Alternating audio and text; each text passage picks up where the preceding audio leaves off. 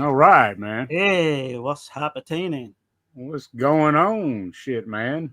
Uh, damn it. I had something, but I lost it. Okay. Been like that all week, man. I was like, shit.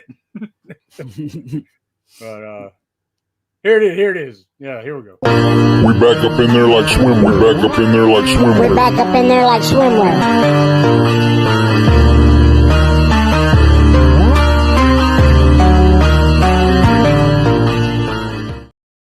Yeah. I see what you've done there. That's your catchphrase, I think. Yeah. That shit's old, man. Remember when I made that shit? Man. Yeah. But no, man, tonight, man, we are talking about the Brazilian beauty, Giallo Goddess. I think she's on a different level. I really do. Than most of the other Giallo queens. Like, there's something more layered, like behind her eyes, man. Like, I believe every character she plays, and she's like this fucking chameleon. You know what I mean? Like, she can play every character so different from the next character, but I believe every one of them. You know, 100%. It's like if you actually sat down and think about it, who's a better actress than Florinda Bolkan? Because I can't name one. Like, she's just amazing in every single role. She kind of brings something to it. And then the look of her, like during these three films, especially in the 70s, man, she was a strikingly beautiful woman. Like, unreal, I tell you. And that's what it's the physical acting too, though. Like, she can say so much without any words, you know? Oh yeah. I mean, she won the Italian, like the Italian version of the Oscars, the David Donatello Awards. Yeah, and numerous others. Yeah. The first film we're going to talk about won an Oscar. It did, yeah. Surprisingly, you know, something like, because I don't know whether you'd call it a giallo or pistesca. It's probably a hybrid of both. It's a mixture. It's a Elio Petri, so it's satire, it's political satire, giallo. It's a mixture of things, though. Like we know with Petri, man, he's kind of like so outside the box than other directors. Yeah. You know, he's his own thing, all completely. So I would still put it in the giallo genre for sure. I would definitely say it's more giallo than anything else, but I can see where you would call it Italian crime. But Petri, the satire too, right? Oh yeah. I mean, you know what I mean? Petri was a leftist, I think, as well, and you can see a lot in most of his films I've seen, which is not as many as I'd like. You can definitely see where he's got like political messages throughout. You know, well, one thing that I noticed with him that I liked a lot is he shows like both sides, how fucked up both sides are. Oh yeah, he's fair. You know? I'll give him that. You know what I mean? Like, he shows like how it's all fucked up, especially like in Italy during the time, the communists and like it's crazy, man. It's I mean, I don't want to get all political or nothing, but I respect how he puts his but he don't tell you how to think. Basically, what I'm saying, he don't hit you over the fucking head with it. He like makes you make your own mind up on these characters because his characters are so fucking layered to the character that you're like, you see the good quality and the bad quality of each character. You know what I mean? Like, you do, yeah. Look at Franco Nero in Quiet Place in the Country. He knows how to like put that main character. It's just incredible. Right. His filmography, he didn't do that many films, surprisingly. No. Because I've recently got the book from Roberto Curti, which I've not dived into yet, but yeah, just flicking through that, and you know, I think Petri should be up there with the likes, you know, with all the big guns, really. Martino Lenzi. I don't think he wanted to be. Either. I think that's what maybe why he's not, because he kind of stepped back a little bit. It seems like him and Aldo Lato would have been like really damn good homeboys. There's two, yeah. You know what I'm saying? Like, there's two. You know how I feel about. They're cut from the same cloth, I think. Like, as far as the way they make their film. I'm not saying they're alike exactly, but you know what I mean. Like, no, I know exactly what you mean. You know, they are kind of unless you're into the genres like we are, people don't know who they even exist. Right. And you only got to look at some of these films, how well made they are, and everything. And sometimes I scratch my head when I think, some of these directors outside Italy are virtually unknown even to this day. But although, people are starting to get recognized a bit more now. Oh yeah, it's because of physical media and yeah. I mean, but this is a real gem. This is my first time seeing this investigation of a citizen above suspicion, and that is a fucking mouthful, right? It is, yeah. But man, this is a fucking masterpiece. I really think so. Like, yes, I believe so as well. The way it's written, the way it's put together, this is so outside from anything else you'll ever see. I would even say. Right, I can't compare it to any other film, is what I'm saying. And that's what I like about Petri. I can't compare his films to any other film I've seen. Yeah. No, I know exactly what you're saying. I can't wait to talk about all three of these because all three of these films have got scenes and what have you that just like talking points all the way through, really. These are like wildly different from each other, yet. Oh, yeah. I think this is going to be a good one, man. I really do. Yeah, so the first one, which we've been talking about, investigation of a citizen above suspicion, Elio Petri. The second one is Flavia The Heretic, a nunsploitation film. But it's more to it than just a regular nunsploitation.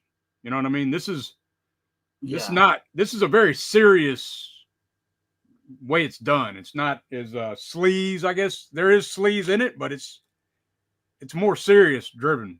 Like it's an insane film, I think. It really is, man. It is. And then the third one, which I don't have a physical copy, is Last House on the Beach.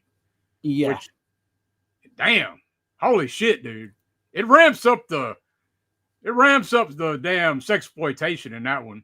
Rape, revenge. It's a mixture of all kinds of shit in that, But oh yeah, I mean, with that one, you've got a lot of the films coming out round about a few years before, like Almost Human, similar kind of theme where you've got three kind of bank robbers and villains, and I can't wait to talk about that one as well. Some of the scenes in that, man. I could say you could put it on a double feature bill with Mario Bava's Rabid Dogs, or if people have the Kino Lorber release, Kidnapped. That would work, man. Yeah, for sure, man. Yeah. It's a lot like that film as well. So, but let's check out the chat, see who's here, man. I know this one right here, like, not too many people is gonna know who Florinda Bolkan is, but of course, we've covered her on her Lizard in a Woman's Skin, Don't Torture a Duckling, Footprints on the Moon. That's three I know we've covered. Of her. That's her masterpiece to me. I think Footprints is like the one, but I would say like she nails every role. I think like she really does. Like I don't just say that lightly either, man, because she's sexy and she's beautiful, but it's like on a different. She's not sleazy though to me. You know? No, and she's got like this class about her that's different. You know what I mean? Yeah. I mean, she had a good upbringing. Like even though she was in Brazil, which is kind of a poverty country. Right. I mean, her father was a poet, I believe, and her mother was of indigenous heritage. So, I mean, she's outstanding. I'm gonna catch the chat right quick before we get into this too crazy. But before I do, if y'all would do me a favor.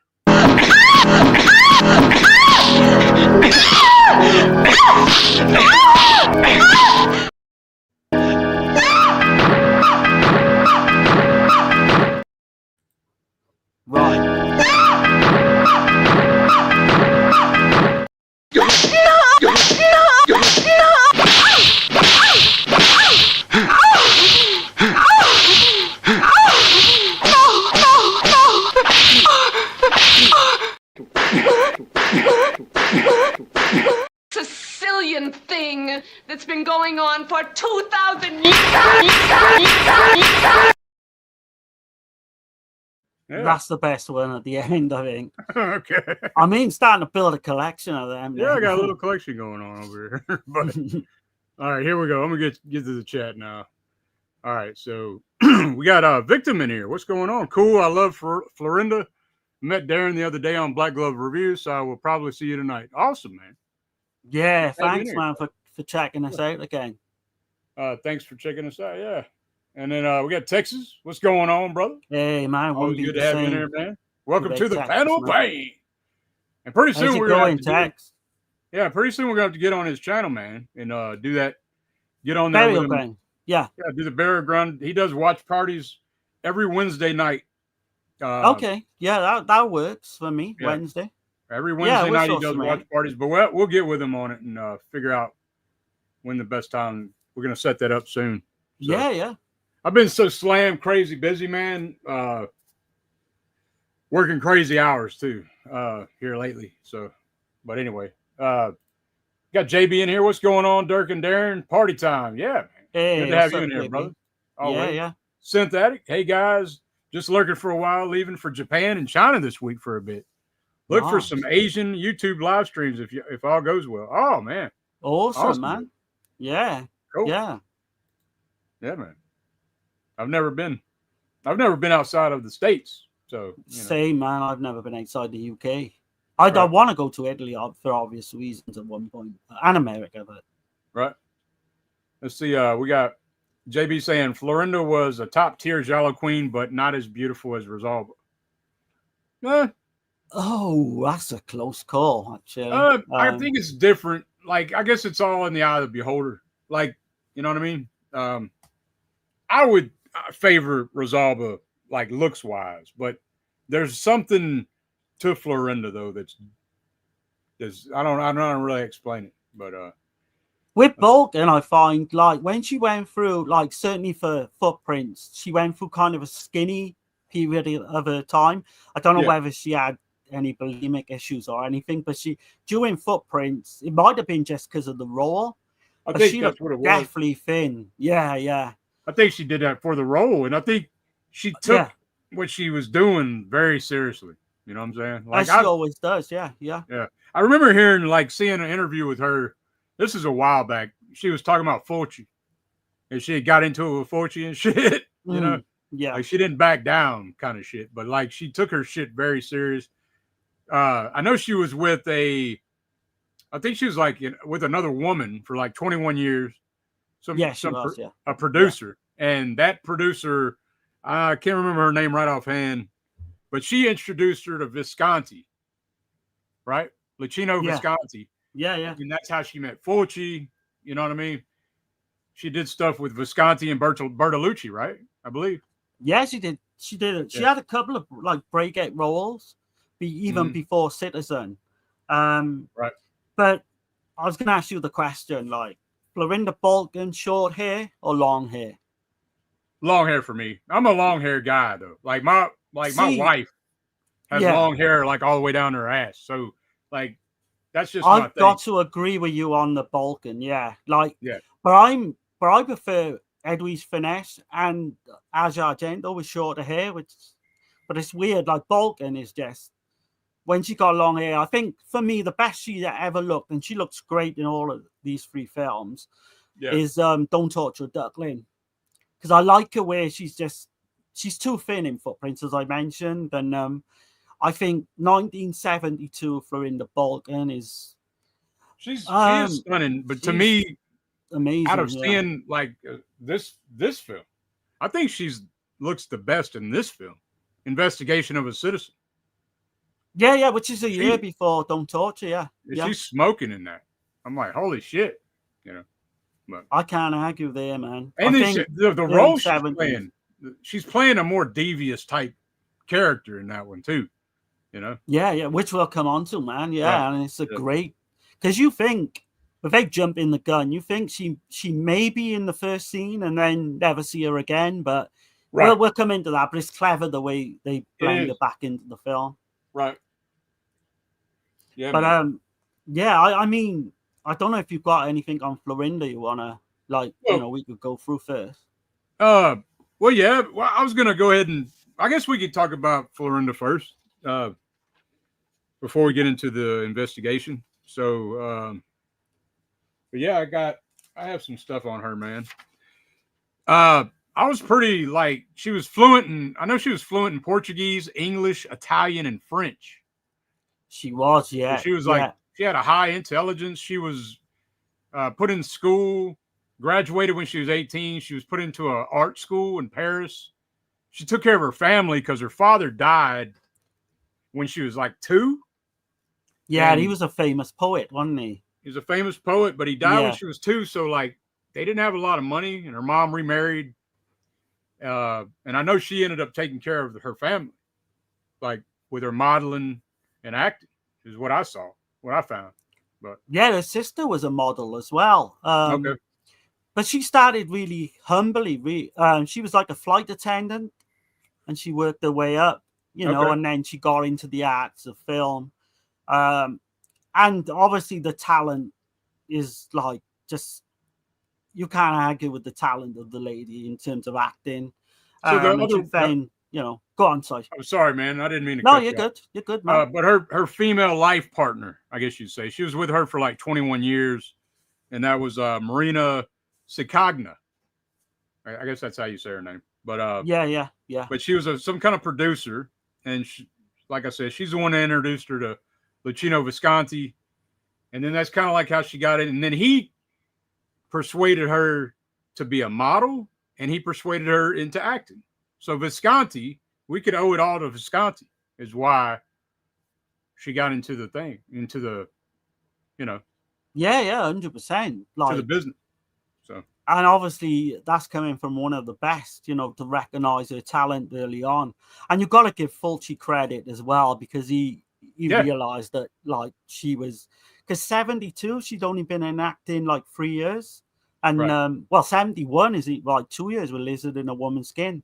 And I think that's maybe really helped her career working with Fulci too. But she worked with quite a lot of the greats, including Petri, and I put Petri up there as well. Yeah, as one of the greats. It don't matter. I don't think it matters how many films you made. I mean, look at Stanley Kubrick. He only made what, I think maybe 13 films, 12. Yeah, like that. Yeah. I mean, it don't matter how many you make. It's the quality, not the quantity. You know? No, you're right. Yeah, and I mean, like Bolkan made 40 films, which is not like massive if you think about it. Right. And I've seen, I want to say like a good quarter of them, and she smashes it in every role. You just know, like her name, her in the credits. You know, like she's gonna deliver. She's bringing 110% to that role. Oh, you God, believe that character is real. You know what I'm saying? Yeah. Like whether in Don't Torture a Duckling, she's like this mad woman witch that lost her baby, that's accused of murder. And then like Lizard in a Woman's Skin, she's this troubled woman that's trying to figure like what the hell's going on in her life, like all this crazy shit. And then like Footprints, the same thing, kind of, but in a different way. Like she's got amnesia in that one. Footprints is a complete masterpiece. You know, like I said, she's like a fucking chameleon. You know what I mean? Like, yeah, I mean, she's in one of the, and I've mentioned it on the podcast before. One of my probably my favorite scene ever in a film in Don't Torture a Duckling. Just even though she's in that film for what is it, 20 minutes, 25 minutes, maybe as a witch. Yeah, that scene is just Fulci at the top of his game, Bolkan at the top of her game in that graveyard, and that song playing over on. Oh man, no, I mean 40 films, but yeah.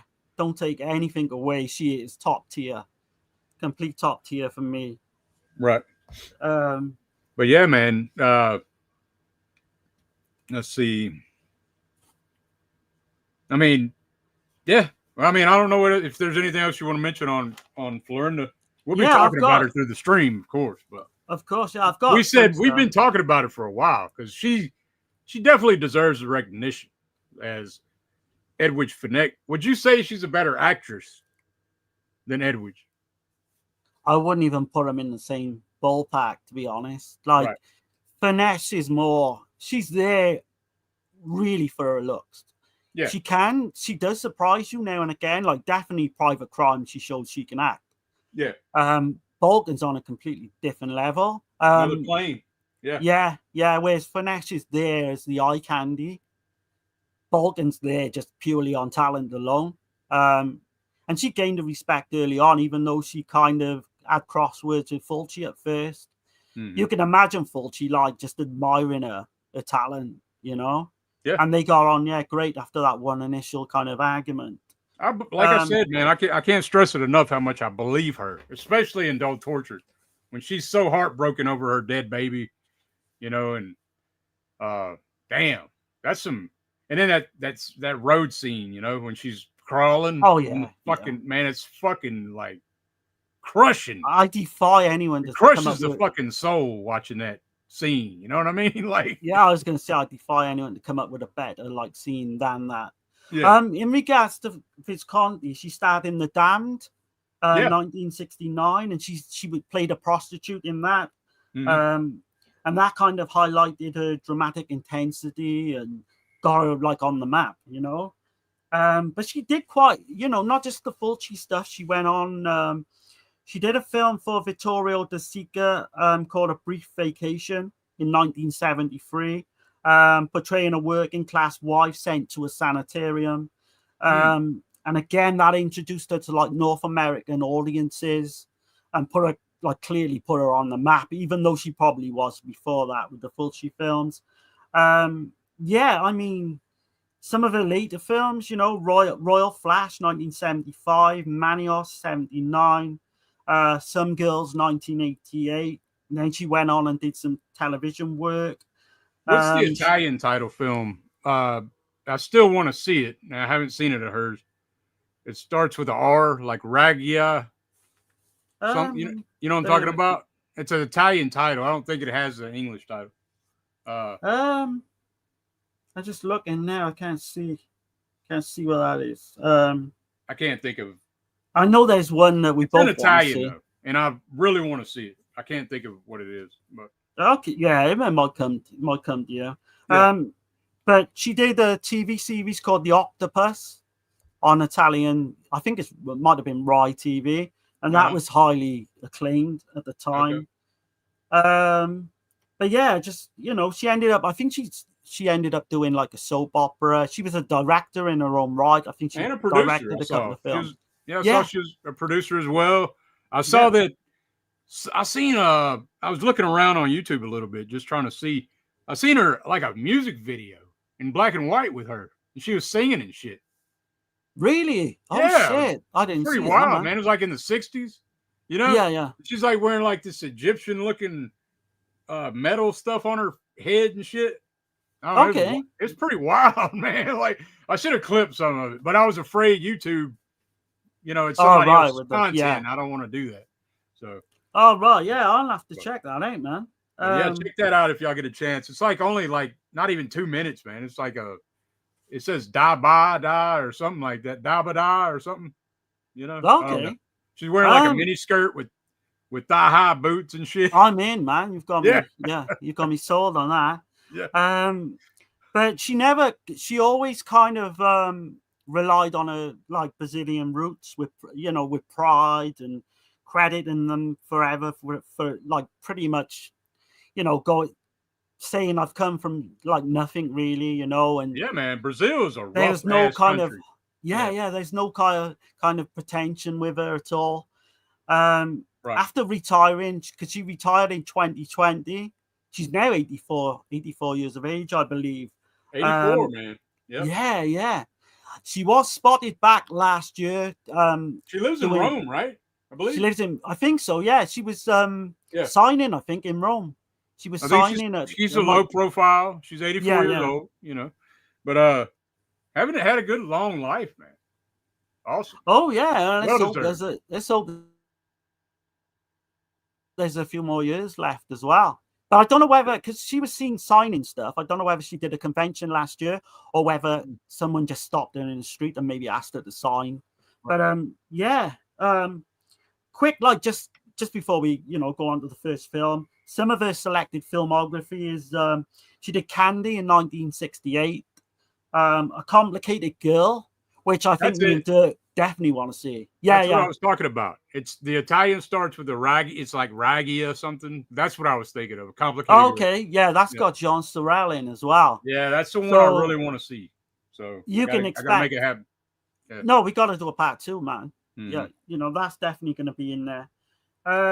But yeah, just going through a few more. She did a few Giallo towards the end of her. Well, I say towards the end, in the early 2000s. She did one called Bad Inclination, 2003. Okay. And that's well known because it's got the transsexual from Tenebrae in the lead role. That's kind of a trashy Giallo. It's a fun one. Olga Rose's Strange Story from 1995. And that's one, yeah, if we do a part 2, you know, we could do a Complicated Girl and that one, because that's a great one. I've seen it. I think Dirk would like it. Okay. And a semi kind of Giallo in 1994 called Crime of Passion, which I have, but I've never seen. So yeah, I mean, yeah, I'm excited, man, to talk about these films. Yeah, man. Well, I guess I'll get into Elio Petri, man, which we've only covered one other film of his, A Quiet Place in the Country, and I fucking love that movie. What, I gave it a 10 out of 10, I believe, right? You did, yeah. Yeah, And I think fucking I love went that far movie. behind. I think I may have given it a 9. Yeah, man. This one, here's another one, man. Like, he's really hitting. He makes you think, you know. His films make you think about some shit, and in this one especially. But I'll kind of get into his. First off, right out the gate, man, I got to talk about this score from Ennio Morricone. It sounds like a fucking alarm clock, don't it? Yeah. Like an alarm clock going off. Like, I don't know what the hell's going on. But there's like a boing. Doing, yeah. During like, the same track, which is Morricone must have been on some shit, you know, like what the hell? Like, man, but it's still effective. I love effective, yeah. I love it. It's the same track, but that little boing, like, that keeps. But it sounds like a clock. Weird. Yeah. Like pieces moving in a clock, kind of. That's what I get at. Well, that's what I feel when I'm watching it or listening to that. You know what I mean? It does. And when you first hear that same track, you'll never ever forget it again. Right. Like, if it comes up, you know, and you hear it down the line, you know exactly where it's come from. But this film, man, it got Academy Award. It got an Oscar in 1971 for best foreign language film.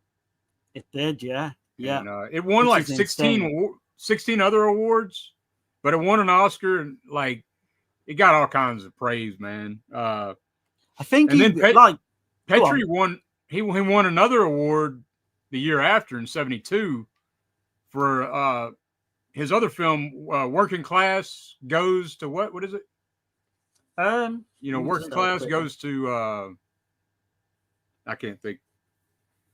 Anyway, I haven't got his whole filmography. But he won at the Cannes Film Festival for that film. The year after this won the Oscar. So,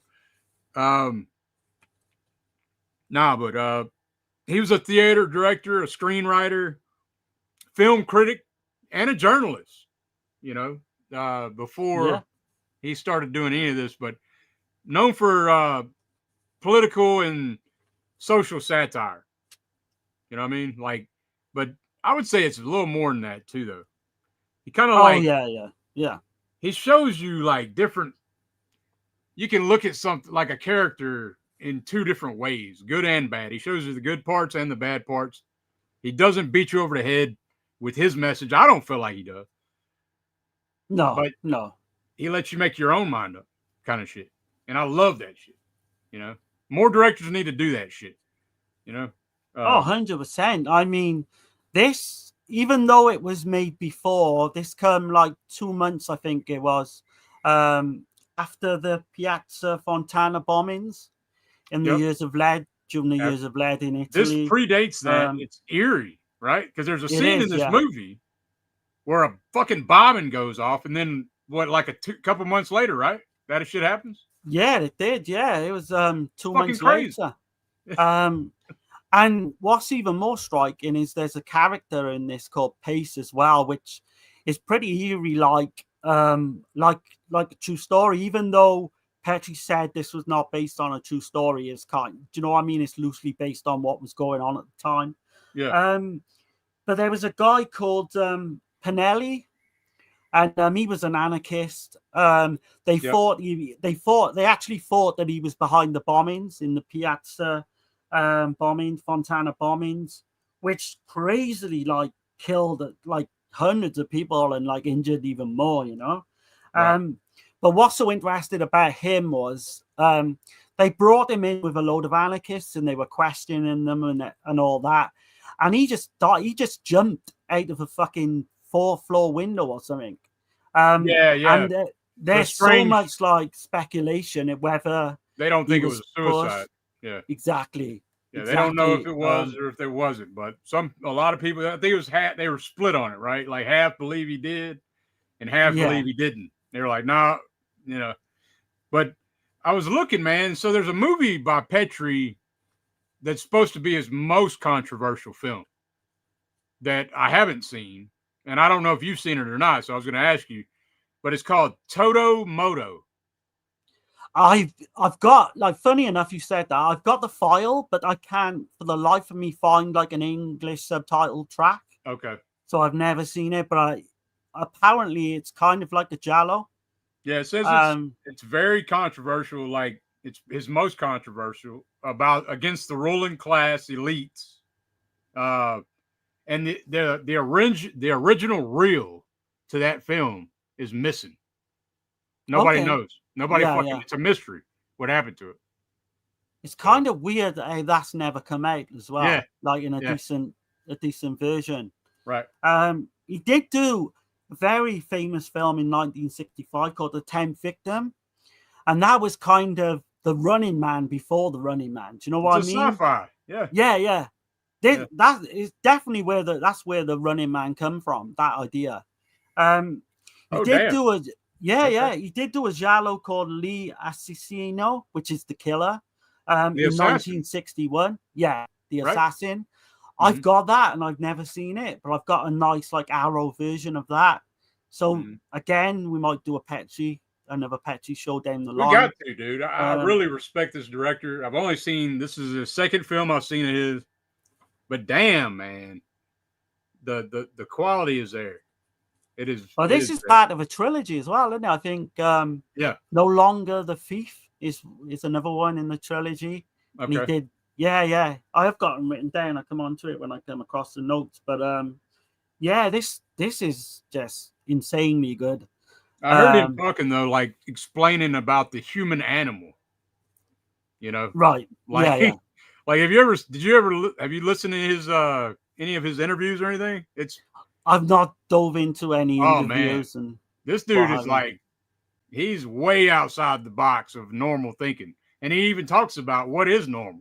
Like he's trying to flip normal is what he says. Like he's trying to flip the way of thinking of people, like when they watch film. And theater, him being a theater director, he was comparing it to was it like anybody in authority? Right? Yeah. He said like police officers, any person in any kind of position of power. He said if you think about it, it's almost like theater, what they do. Right. Like yeah. Because they're commanding and directing people what to do. You know, like yeah. Absolutely, yeah. Yeah. I don't know, man. It's very interesting, Petrie, I gotta say. There's a feature-length documentary on that release from Criterion as well, which I didn't get around to. Did you get to see that, Dirk? I didn't get to see the feature length. That's like, all on Petrie, I think. It's just it's like 80 something minutes. 82 minutes. Yeah. And this Criterion, they're loaded every time they do something, you know. Oh man, you'll never get I know it's not a 4K, it's a Blu-ray, but you'll never get a better, I don't think, edition. Probably. Unless they put out the 4K. They've been doing that shit. So, you know. Well, yeah, and I always try to, when we're doing these films, I always try to keep a little back because I know for sure we're going to do them again. So that's where we'll go full in with the documentaries and all the interviews and all that. Right. But yeah, I mean, go on. Go on. one of the main in this film, one of the main things that the what's his name, the main character, Gian Maria Volante. yeah, but I mean his character's name. Oh well, no one knows his name. He's just called the That's the right. Doctor. That's right. Yeah, he don't have a name. That's why I can't remember. So like, yeah, he's called okay. the Doctor for some reason. Yeah, he's like he don't have a name. So that's another thing. Like it could be anybody, right? It could be anybody who's in a town near you, kind of shit. And I think that's what Petrie's saying. But also the damn, I lost my train of thought, man. Just like It's not even like this film is not even based in a certain place. It's like a fictional town. We don't even know where it takes place. Is it Puglia or something? Right? I think that's where it was shot. Was it Puglia? Or am I thinking of something else? Oh, you might have been. Yeah, you might be. I mean, mixing it with a different film. No. Okay, it came back to me what I was thinking. Sorry. Yeah, go on. Repression is our vaccine. That speech that he gives. He's almost like Mussolini. Do you know what I've got in my notes? Like Hitler. It's like a Hitler speech. Like Mussolini. Yeah, Mussolini, yeah. Or Hitler. Anybody like a what do you call it? A dictator, right? Any kind of dictator like that. Fucking he's Fascist, telling people that it's have you ever seen the movie 1984? It kind of reminds me of that. No. We gotta do that one day. Okay. Really do. Yeah. But basically it's like, don't worry about it. We're going to do all the thinking for you because you're not capable to think for you. We know what's best for you kind of shit. Yeah. That kind of mindset. You know what I'm saying? Like, it's bullshit. Okay. Yeah. I mean, like some of the credits in this, man. I don't know if you've got anything you want to say on the cinematographer and all that, because I've got some notes if you want. Yeah, I got some stuff. The camera work, man. It's shot like we are the spy. Like we are. It's almost like the viewer when we're watching the film, like we are Big Brother. Yeah, that's what it feels like. It feels like Big Brother's watching everything, and we are Big Brother. Like that's how he put us in the point of view, you know. Yeah. But no, it's the camera cinematographer did work. Deep Red. He did the work for Deep Red. Man, he was a legend. You know, Quiet Place in the Country. Which, yeah. We Still Kill the Old Way, which I haven't seen. 1967. That's another. That might Petrie, be a Western, right? I think. Yeah. Is that a Petrie? As well? We Killed the Old Way. It might be. No, it ain't. Okay. But no. Luigi Covillier, right? 110 films, man. And this guy started like in the 40s, I think. 1941 or some shit. It's insane. Dude, his filmography, man. He also did Lizard in a Woman's Skin. Yeah. Flesh for Frankenstein, Blood for Dracula. That's the ones I got down. But he did New York Ripper as well. Oh shit! Okay. Yeah. He did the Body Puzzle. The one I mentioned earlier, All Girls Strange Story as well, with Florinda Bolkan. Yeah. Just going through the cast a little bit as well. So the main star is Gianni Maria Volante, and I actually think his performance in this is probably Oscar worthy. It's fucking incredible. I was reading up on it, and this performance is people in Italy actually think this is the greatest performance in an Italian film, period. I think it's his best performance. Yeah. And we've seen him in The Witch, right? That's him, right? Same guy? Is it? I'm not sure. Ain't that him in The Witch? Like, you remember The Witch? We did The Witch? Yeah, I remember The Witch. I don't know. La Strega, right? Yeah. I haven't got him down for that. Okay. Maybe it's not him. Maybe I'm tripping. Sorry. I've seen him recently in one called Slap the Monster on Page 1, which is kind of like what the hell? Kind of like a Pisteschi, mixed with Giallo. Superb. Right. He did The Violent 4 in 1968. He did For a Few Dollars More in 65, and A Fistful of Dollars, which is probably, that's right. His more kind of famous films. Right. Hold on, let me catch the chat right quick. We got Victim in here. What's going on? He says, "Hey, panel, what's going on, man?" Hey, good to see you again, man. Yeah, brutal classic scene in Duckland. Definitely. Oh man, yeah. Synthetic. Morricone was a master score composer, but he made some weird stuff too. Yeah, and I dig the weird stuff though. I like it. I mean, even though it's weird, it still sticks with you. Like when you're watching the film, you're like, damn, you know. It's insane the amount of good stuff he did as well. You can't even very write them all down. complex too, even though it's weird as shit. But you know, again, I don't think you could like say a better composer than Morricone, to be honest. Right. Victim says, "Hey, Subjective, I found your channel through some other horror channels. Awesome, man. I appreciate it. Hey, nice. Glad to have you here." JB says, Footprints on the Moon was an odd little film. She's an astronaut or something like that. Well, she's not an astronaut. No.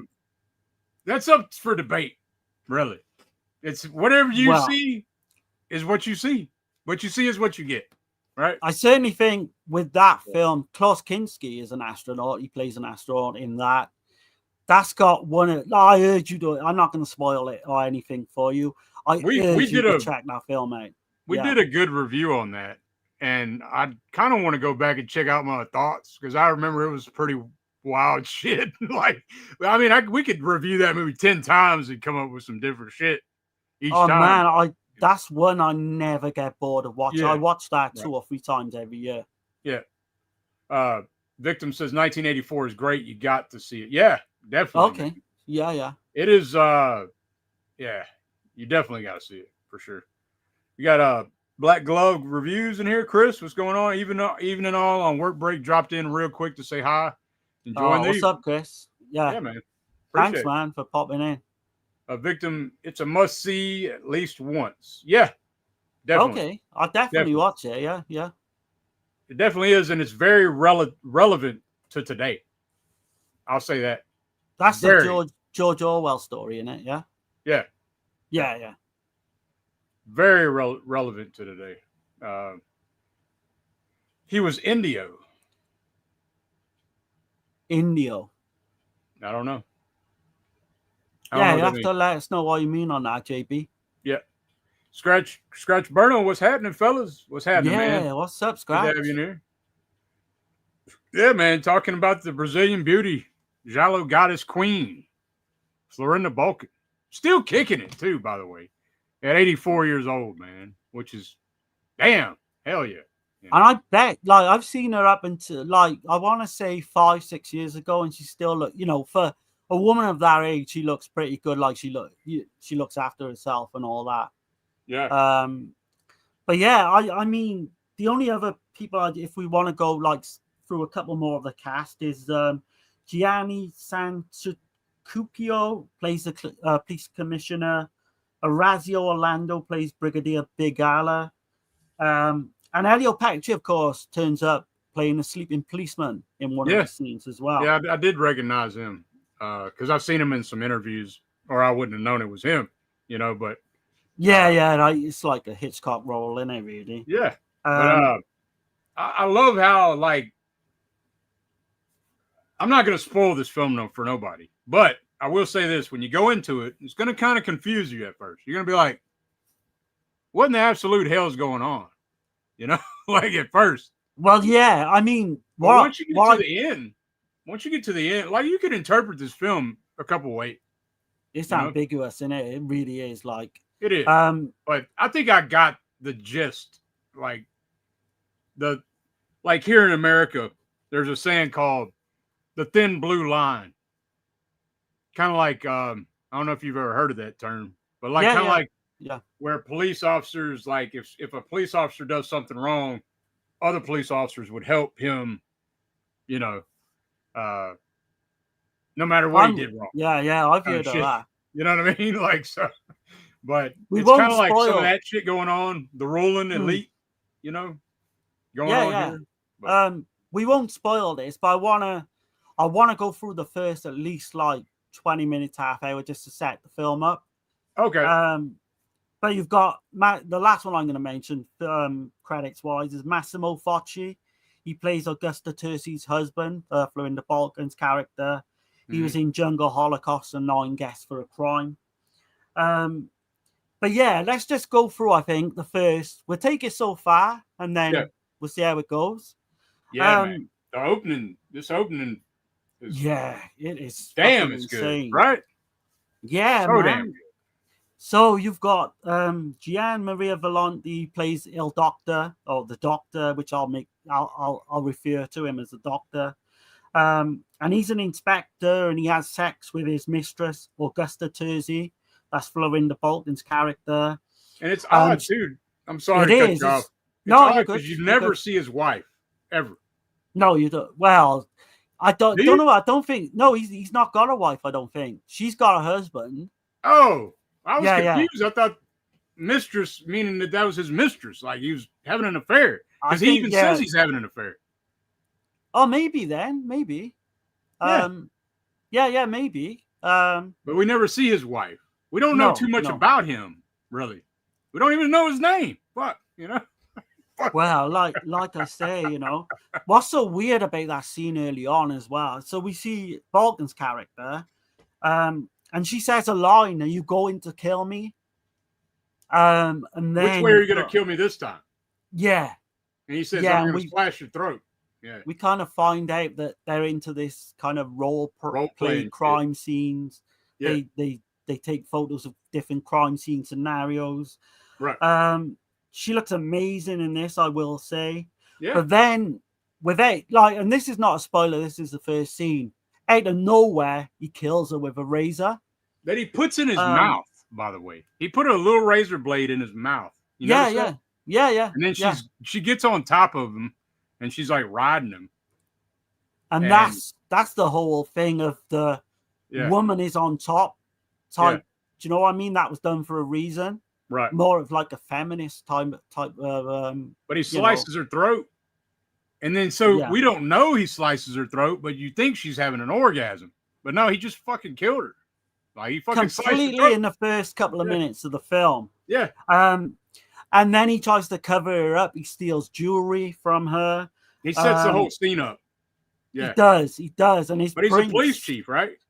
Exactly. Yeah. As in the title, Investigation of a Citizen Above Suspicion. Right. So it's insane, So as he's leaving the building, from killing his mistress, he bumps into a young, anarchist called Pace, who kind of clocks him, but obviously he doesn't know how important that meeting is until later on in the film. Right. We find out Terzi was married, and like you say, she was doing the fake crime scene photos. But what we do is we see Augusta Terzi in this film in a series of flashbacks, which is fucking an amazing way, they do the story to this. Yeah, because you're kind of let down. I mean, I was at first. I was like, what the fuck? So that's it? Like, I'm not gonna see Florinda no more? That's what I felt like when I first saw it. Yeah, you see flashbacks of her throughout the whole film. So it's like, I love the way this film's done. Yeah, in that regard. I do. It's completely unique type filmmaking. Yeah. So you've got, he pretty much is kind of like taunting the police, and he is a member. He's a police inspector. He's trying to push boundaries of what he can get away with. He's not just. And he doesn't even try to fucking hide it, does he? He's like almost the top ranking. Yeah, he gets a promotion early on, right? Yeah. And then there's somebody higher than him, but you know what I mean, and he's such an asshole. He's so fucking arrogant, right? Oh yeah. There's a couple of times in this film where it looks like he's going to get found out, and then he's encouraging. At one point, he's sending a tape into the police, pretty much saying, he did the killings. He sends the razor, I think it is, and some of her jewelry at one point, just taunting the police, Jack the Ripper style, But it's she told him. We see that later on though, where she tells him that he could get away with murder. Yeah. And it wouldn't matter. Exactly. No matter what he did, he would get away with it. That's what she's telling him. and it's like little things. She's fucking with him and shit too, right? Yeah, Making him jealous and shit, like fucking with his emotions, kind of shit, you know. But his character. He's like petulant. Do you know what I mean? He's a weird character where he's like, I think he lacks kind of. She belittles him in bed, like sexually, and Yeah, she says kind he's of lacks incompetent. confidence. Yeah. Yeah, she says he's like a child, Right. that And he she's can't taunting satisfy him. her and shit like that. You know, like she fucks And with him hard. Yeah. Yeah, and it's like he's pretty much letting her dictate, certain things and having control in that relationship. Yeah. But there's a scene towards the end, without spoiling it too much, where do you think it was all planned? Because she says something in the end like, "Do what you gotta do, but save your career." I think it may have been planned that what happened in that first scene. Did you ever think about that? I actually think like a film like Identica, Yeah. where Elizabeth so. Taylor planned. Yeah, she's Yeah. she's very devious. She's a very twisted character. Like this is probably, I would say this is Bolkan's most sinister character, I would say, that I've seen. Yeah, I can see that. Yeah. You know what I mean? Like who's the bad guy here? Really? When you start really seeing this movie like for what it is, like you think it's him the whole time. But is it her or is it him? Or is it both? You know what I mean? Like, Yeah.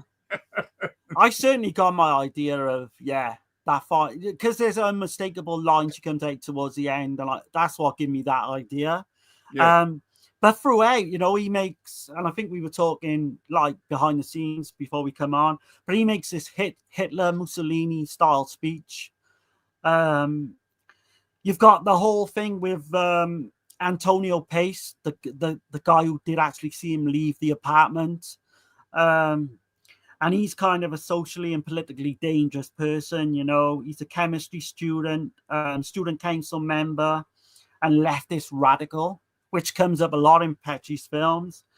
Right. But yeah, so you've got pretty much he's literally telling the police that he's fucking did this murder. That's what I like too about Petri, though. So he shows the extreme left, and then he shows the extreme right too. He does, like, yeah. In the film, in both his films that I've seen. Well, two of his films, right? Yeah, no, he was a leftist himself, but I can. Right. You know what I mean? You can see it some shows of his like political. How extreme both sides can be, though. Like, you know what I mean? Exactly. And this character, man, he even goes to like the trouble of. So they pretty much work out that a blue tie was involved in the murder. Yep. And he goes to the trouble of actually buying all the blue ties from the local shop, telling some random guy on the street to buy them, to take 24 out of 25 into the police. And then he's, of course, has got the other one. And he's so brash with it, he kind of wears it as well. Yeah, and he tells him to describe him, to pay very close attention to how he looks, every detail. Yeah. And this is how arrogant he is. Like, because he's trying to, like, she's done fucked with his head. Right, yeah. You know what I mean? Like, it's kind of seeped into him that maybe what she's saying is true. Because he's so used to this other way of life that I think maybe her point of view kind of like sunk in there somewhere.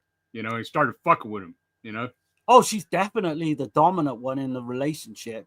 Yeah. Because she's like, throughout the whole film, you got these flashbacks, and in one scene, she's like daring him to like go through a red light, and she says, well, you're above suspicion. You can do whatever you want. You can do whatever you want. And you've got all these flashbacks where, like we said earlier, ends up she belittles him. It's implied, I think, that she's maybe having an affair with Pace. But we don't know. Yeah. Well, we know she might be romantically involved, but she taunts him, doesn't she?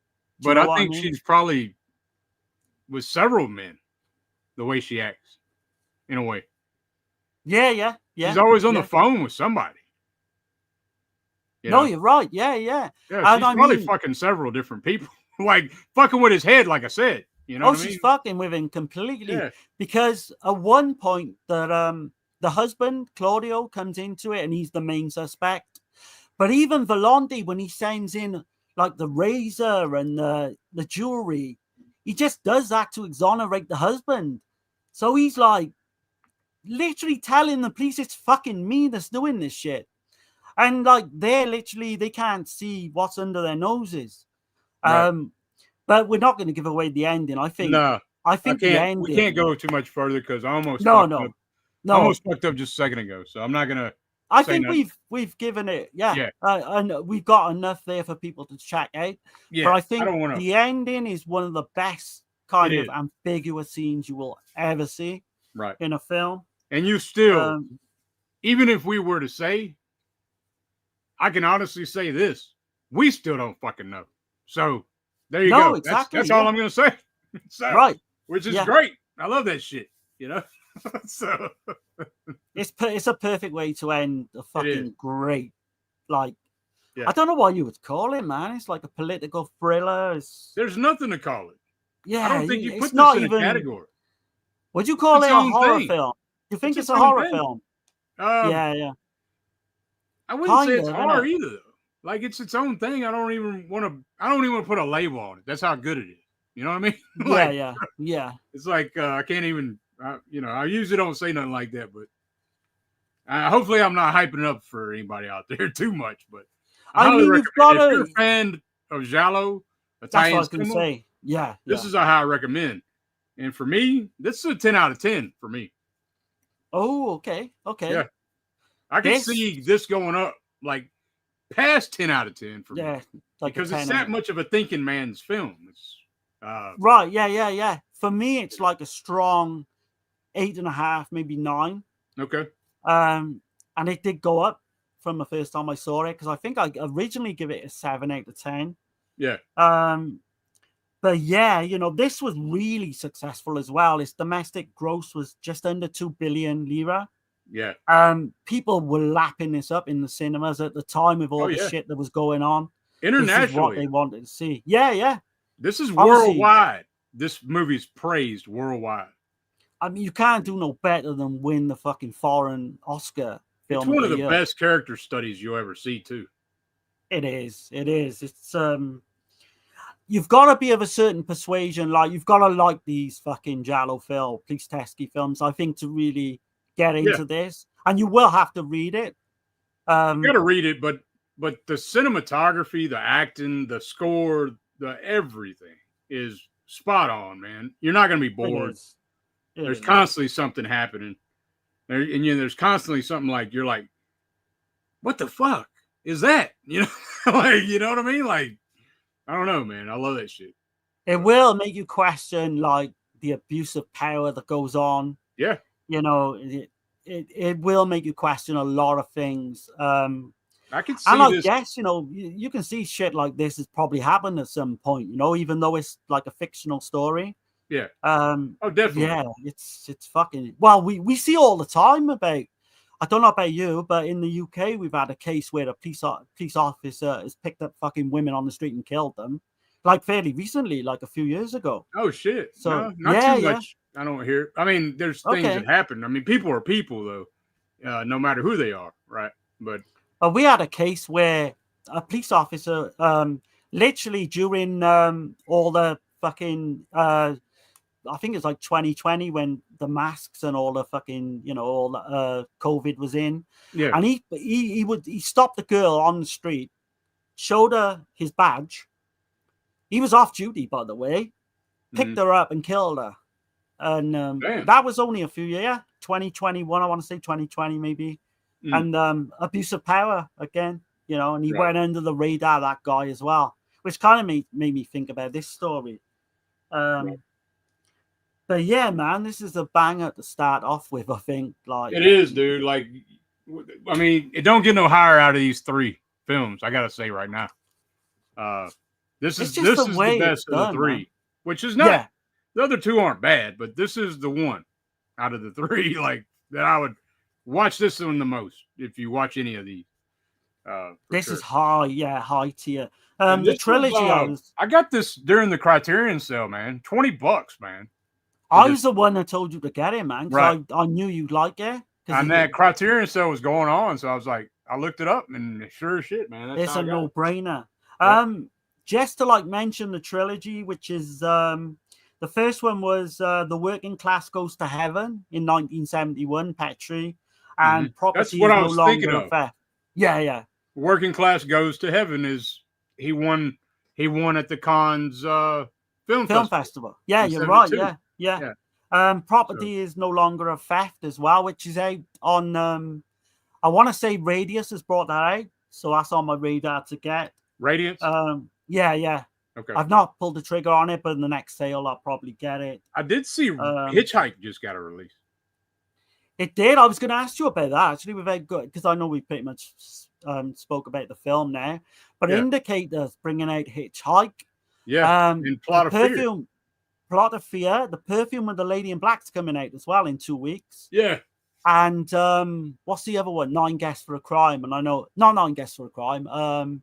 Death Carries a Cane. That's it. Which I know we've got in the box set, but I've pre-ordered that. And fucking Perfume and Lady in Black. I'll probably wait for everything to drop. I'm not trying to get sidetracked or anything. No. I was gonna say as well, because you got a birthday coming up, and I'm what I could do, if you find out how much the shipping would cost, I'll send you the money to get that release and maybe another. But that's by the by. No, man, because you bought. We're gonna show what you got for me later on after the stream's finished. Well, I appreciate but if you want Perfume and Lady in Black, I can send you, the money for that. Let me go through the chat right quick. Yeah. I think it's just everybody saying what's up to each other, right? Wait, no, we got Victim says it's creepy that it's so relevant. I think he's talking about 1984. Okay, yeah, definitely is. We got the Wild Guys in here. What's going on? Hey, what's up, man? Giallo for life. Exactly, man. Yeah, for sure, man. And then JB says, sorry, Gian Valente was Indio in Fistful of Dollars. Okay. Oh, okay. Yeah. I still not seen. I'm not a big Western guy. Yeah, it's been a little while. It wasn't clicking when he said Indio, but yeah. Yeah. Okay, cool. But yeah, man, I appreciate everybody being in here, checking this out. And if you would, check this out.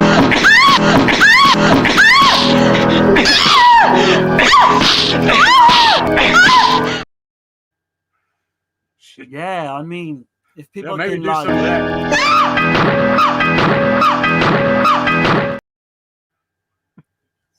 Yeah. But anyway, like and share and all that good stuff. Yeah, man.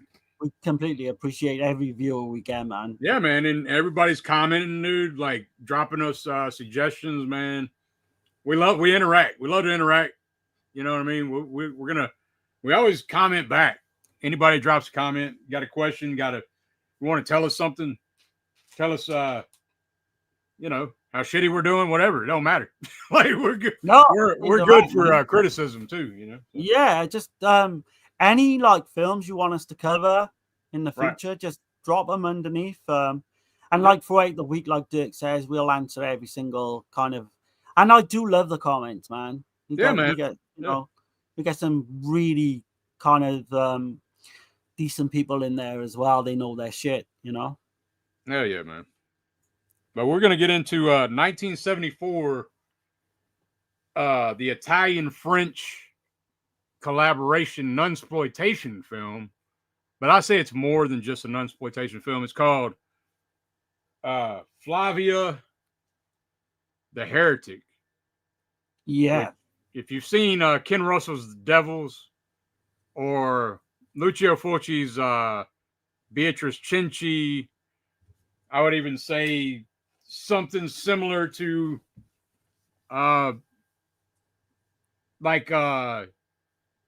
Jess Franco's Justine. Okay. Yeah. It's kind of, but this is nunsploitation, but it's more to it than just that. It's not just sleaze. It's more serious. It's kind of based off of it takes place in 1480, right? Or 1400, I believe is when it takes place. But it's based off of 1480. There was a massacre between Muslims and Christians. And like I like how this film does it though. Like it's kind of showing you how just screwed up the time was in a way. Like but anyway, it's also called The Muslim Nun is the other title. There's a few. There's The Heretic Nun, it was called as well. Okay. In America, it was called Flavia, Priestess of Violence. Okay, yeah. So there's a few, yeah. It's directed by Gianfranco Mingozzi or Gozzi. I'm not sure which way you say that, but hopefully I got it right. One of those. And then, but this is his only feature-length film that was like fictional, but it is kind of based on actual things that happened. Right, yeah, it is. Flavia is not a real person in real life. The film makes you think that shit though when you're watching it. It's like it does. It kind of tells you right at the end, doesn't it, that yeah, it's pretty much fictional. But if you was watching this in '74, you're thinking, "Oh, this shit was real," you know, like Beatrice Cenci was real, like you know what I mean? Yeah. That's reminded me, even though it's a completely different film, it does remind me a lot of that, where it's like a period piece. Yeah, and all types of shit go on in this. It's a very low budget, but very insane. Well done. Yeah. I think this is the film I was thinking of. This is shot on location in Puglia, right? That's the one, yeah. That's what it was. It's filmed on location. But like I said, Flavia is this woman. Is she with like, do you get the impression that she's like with a Muslim man or she's liking him or something at the beginning of the film? Right. Yeah. And then her father, who's like this hard ass dictator type, you know, he throws her in a convent at a very young age, forces her in to be a nun in a convent, and wackiness ensues. Yeah. You've got a score by Nicola Piovani, who did Footprints on the Moon, The Perfume Lady in Black. Fucking outstanding score to this. Yep. Claudio Casanelli turns up as well as Abraham. Yep. I'd like to see a little bit more of him, but he's playing a Jewish character. He is. So did you get that impression in this film? Like it kind of shows you, in a way, it's like, okay, the Christians were screwed up and the Muslims were screwed up, but the Jews weren't. The Jews weren't screwed up. Like it is kind of It does. Yeah, that could well be like because Casanelli's character is kind of like he's just chill, kind of minding his own business, kind of deal, you know. Like, and it's like, he's in the film probably I'd say 10 minutes maybe in a couple of different scenes. Yeah. And he doesn't have a lot to do. I'd like to have seen him act a bit more in this. Right. You've got Anthony Higgins. He plays Ahmed. He's a kind of the leader of the Muslims. But yeah, again, we could turn around and talk through the start of this and see how far we can go. I don't want to give everything away, but there's some scenes that we've got to talk about. Yeah. Like the opening scene, like Dirk said, you've got young Flavia's father decapitates like a wounded Saracen who Flavia takes kind of pity on. And that character, or the ghost even, or the vision of that Saracen keeps coming back to her at certain times. It's almost like, I wonder if she was lovers with him, though.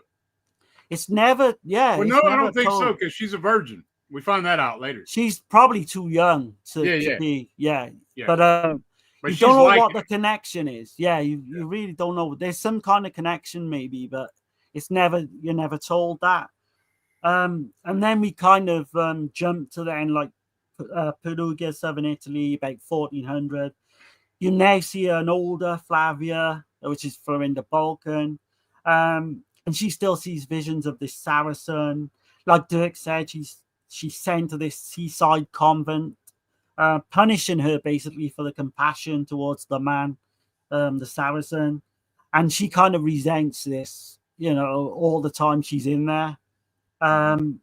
You've got that weird scene early on as well. So they're in the convent. You've got all the women of the tarantulas, and they've like been bit by tarantulas, and they're all fucking crazy. Yeah, like it's some weird it's tarantula weird, cult. man. Tarantula cult. Yeah. Why the hell did they let them in? Well, the one nun lets them in, doesn't she? She's severely fucking punished for doing that as well later on. She's really thrown off too, right? That nun. Yeah. There's something wrong with her. Like she ends up paying for it, which we're gonna mention that scene anyway. Yeah. But yeah, they end up at this convent, and there's scenes of like bloody acts are going on. There's like fucking, it's just insane. They start pulling their clothes off and hunching on each other, and licking the fucking shit and grabbing their breasts and ripping their clothes off. Like, so that's the young nun called Livia. She fucking it's insane. Like Flavia at one point, she takes like pity on one of these women as well, and then that woman gets shoved out. That's when we see, like, we see the Abraham character as well, and he tells Flavia Lilith was the first woman before Eve. She ran away from Adam and became a witch. She was created by refuge and dung. And I don't know that story. I don't know if it was completely made up. I've never really looked into it. I've heard about Lilith. Yeah, I would imagine knowing. There's some old texts that talk about Lilith being before Eve, and she defied Adam. She wouldn't obey Adam. Okay. Yeah. She's kind of like completely wouldn't listen to Adam at all, kind of shit. So then she was cursed, and like supposedly she's a demon now. Okay. Yeah, that kind of makes sense. Yeah. This is crazy, right? So Sister Livia, she ends. She's going to be punished for letting the tarantula women in, and she's got to be judged by Flavia's father, which is coming up. Then we got some really strange scenes. So I gotta say something right quick though. Yeah. Okay, so I didn't. I'm gonna have to take like maybe like a 5-minute break. I hate to do this. Maybe 3-minute break just to see. Right. But I urge everyone tonight, right now, if you can. I don't know. There's supposed to be a blood moon tonight. I didn't know if you knew about this. Yeah. There's a blood moon tonight. Oh, like 6 billion people can see it. So I wanted to go outside just real quick, with my son and just see if it's happening. Okay. Is that okay? Yeah, that's fine, man. But I'll just play the intro, and then hopefully I can be back in time.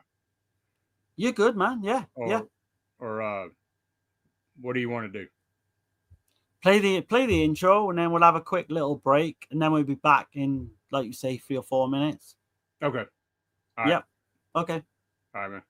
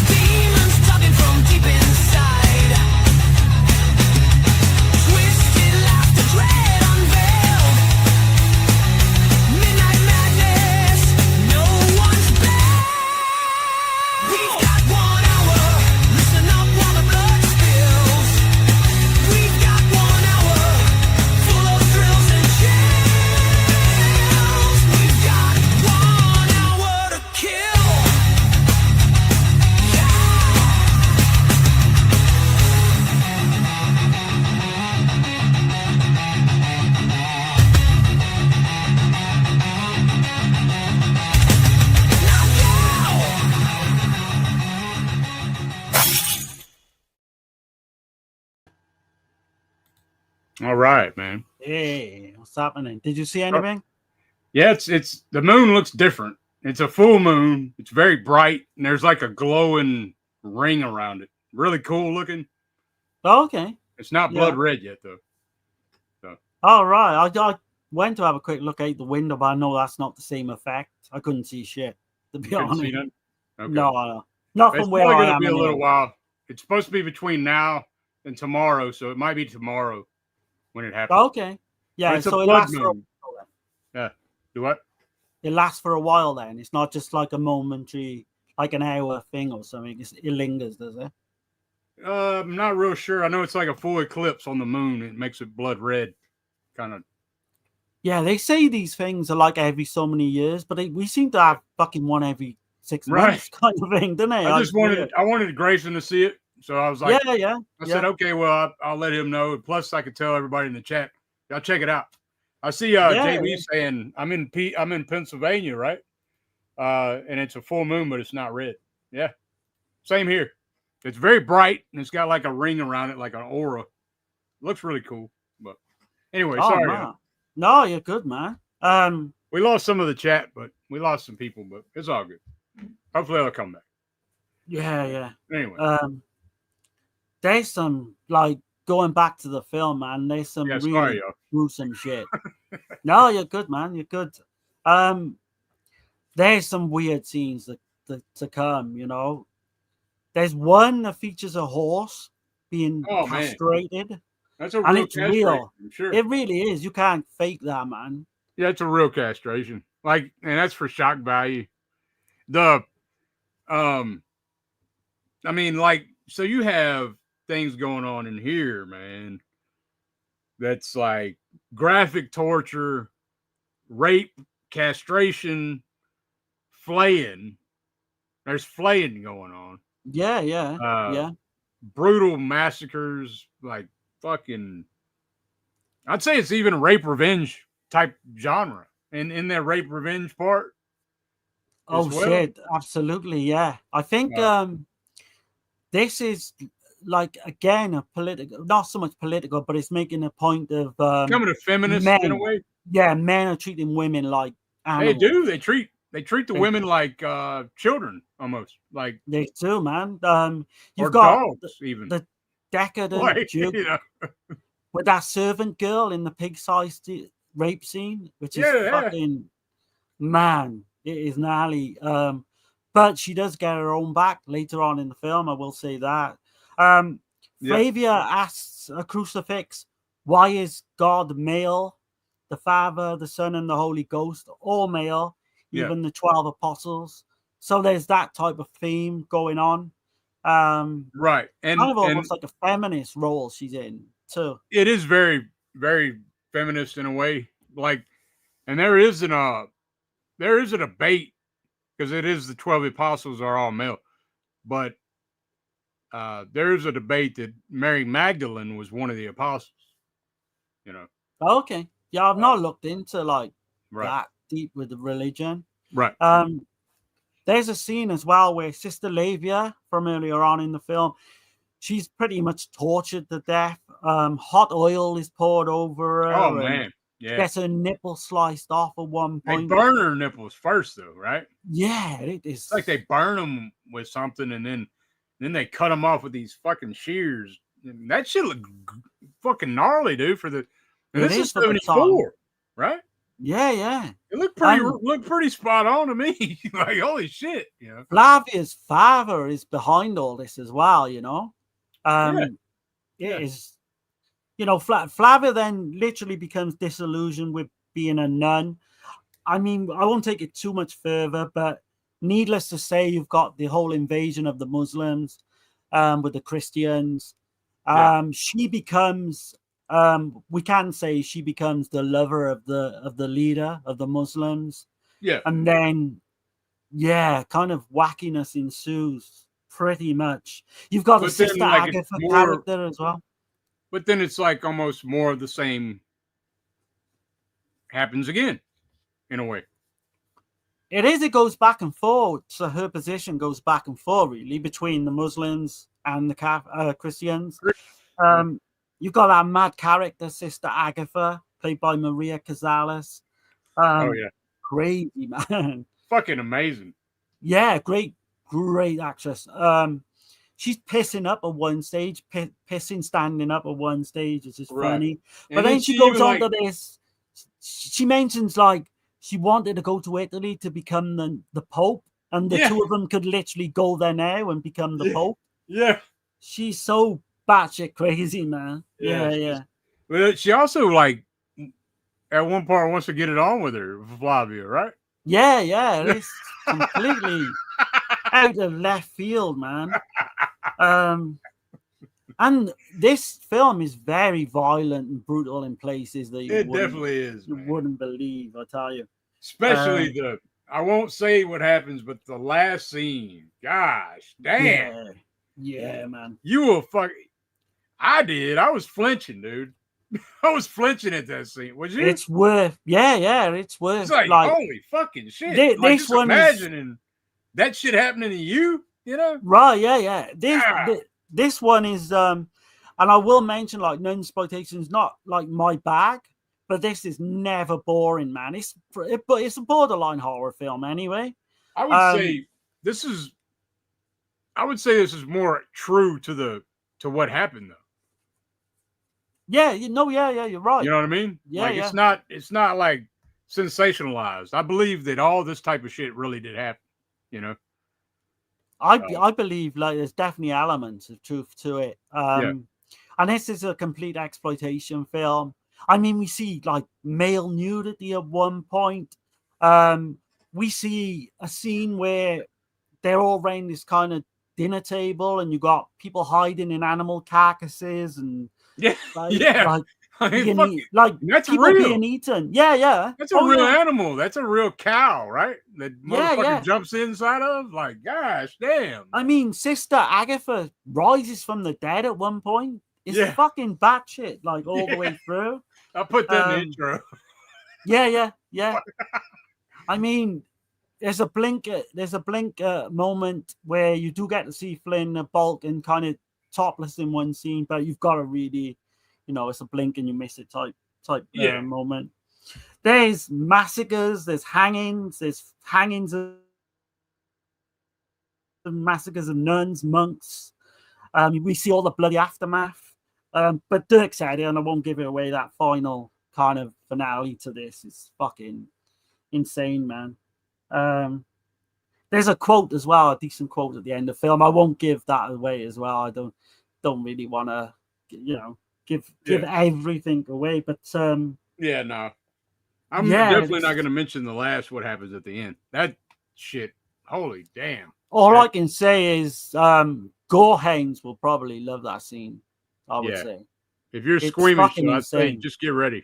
It's like nothing you have ever seen before. Like, yeah. But this is great. I mean, it's not high tier or anything for me. I think this is one I think will actually grow the more I see it. But it's like so I've got like this film is loosely based on historical events, possibly the 1480 Ottoman siege of Antrano. That's it. Invasion. Where invaders clashed with Christian forces. But however, it is a fictional story using history as a backdrop, for pretty much feminist and kind of, do you know what I mean, themes throughout. It is, but I think there's some truth to it too, though. Like it shows like the pride of man, no matter if he's Christian or Muslim, you know what I mean? But if you're Jew, you might be the best. Like, I don't know. I guess that's what it's trying to tell me. I'm just messing around, but you know what I mean. Right. I think that's the central theme for me that I got out of it. It's like pride of man, Yeah. There's it's fucked up. So. Two of the biggest villains in this film get their comeuppance as well. Like I'm not going to give it completely away, but the father gets his comeuppance. Yeah. There's a rape revenge scene. Which is male rape on male. Fucking weird, yeah. It really is fucking bizarre. No, I'm saying the shit with the they got like daggers stuck in their skin. That was weird too. Like, what the fuck, man? Oh yeah. But no, I think I see Victim. He says, I miss those great Giallos. I wish we still had those filmmakers that we had back in the 70s and 80s. Yeah, man. oh man, this like we started this channel purely for like our love of Giallo films. Yeah. And I mean that's we do touch upon other things, but if you And exploitation and yeah, exactly, horror. Yeah. Victim, if you get a chance and you want to go back to look at our back catalogue, yeah, we cover extensively all these Giallo films, and there's a lot more to come as well. Exploitation, ambiguous. Yeah. There's all types of different shit we cover. French. Oh yeah, we're extreme. mainly like an Right. Italian Euro cult even kind of Right. channel, but we're heavily like I would say 50% Giallo. Yeah. Yeah, but at least 60% probably. Yeah, probably. Yeah. And I see he says great exploitation. 2 probably wouldn't allow it now though. Yeah, no, they definitely. Oh shit! Would. There's stuff in this film that you are gonna literally be like, "What the fuck?" Okay, he said he sees some of them. Cool, awesome. Oh, okay, nice. I appreciate. Hopefully you enjoyed them. But there's Martino ones. We've done quite a bit of Argento and Bava. But this. Right. So, how would you rate this one then? So Flavia the Heretic, I think she kills the role. I mean, once again, I believe the character fully. Yeah. I can't rate this as high as Investigation. It's probably like a 6.5 out of 10. I'd say. I still enjoy it. Bang on. Yeah, you're bang on. What I think. 6.5, 6.5. I do think it eventually go to like a 7.5 within another watch. But I want to get like I don't even own the release of this, and you said it's bare bones. This is a bare bones release. What the fuck, man? They should be bringing this out in 4K or something. Because this is a who put this out? Scorpion. This is Scorpion releasing. I love that cover, by the way. I do. Yeah, like it's that a pretty cool artwork. But yeah, I was kind of disappointed. There was only thing else on here was trailers, just other movie trailers. Do you think like maybe that's why this film goes under the radar a little bit? Because there's no one mentions this. I've only ever heard I think Gizmo is the only other person I've heard talk about this film. Yeah, I've never heard anyone talk about it. Yeah, it just goes under the radar, and it's everything you want, like exploitation. Horror, there's like you say, there's gore galore, there's icky rape scenes, it's got everything you want in a 90-minute or whatever. I think it's like 100 minutes. And it's never boring, even though it's like slightly longer than your average film. It's never boring. And you're wondering right up until the end, like literally what's going to happen. I mean, I would definitely urge people to check this one out. Even if you're not an exploitation fan, give it a go. Don't buy it first. Maybe stream it or what have you. But I'd say check it out. Yeah. It might be on like Tubi or something like that. I don't know if it is, but get the uncut version. I think it's like towards 100-minute mark. There's a flailing scene though. Gosh, that's all I'm gonna say. Damn, there is. It's damn it, son. Fingers are put into wounds and ripped.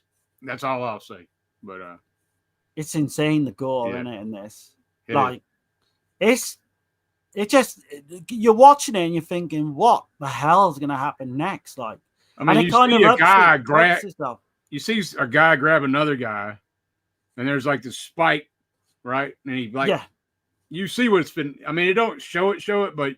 You basically that spike goes through his ass and out his damn shoulder or whatever. It's brutal, man. It's a brutal ass movie, man.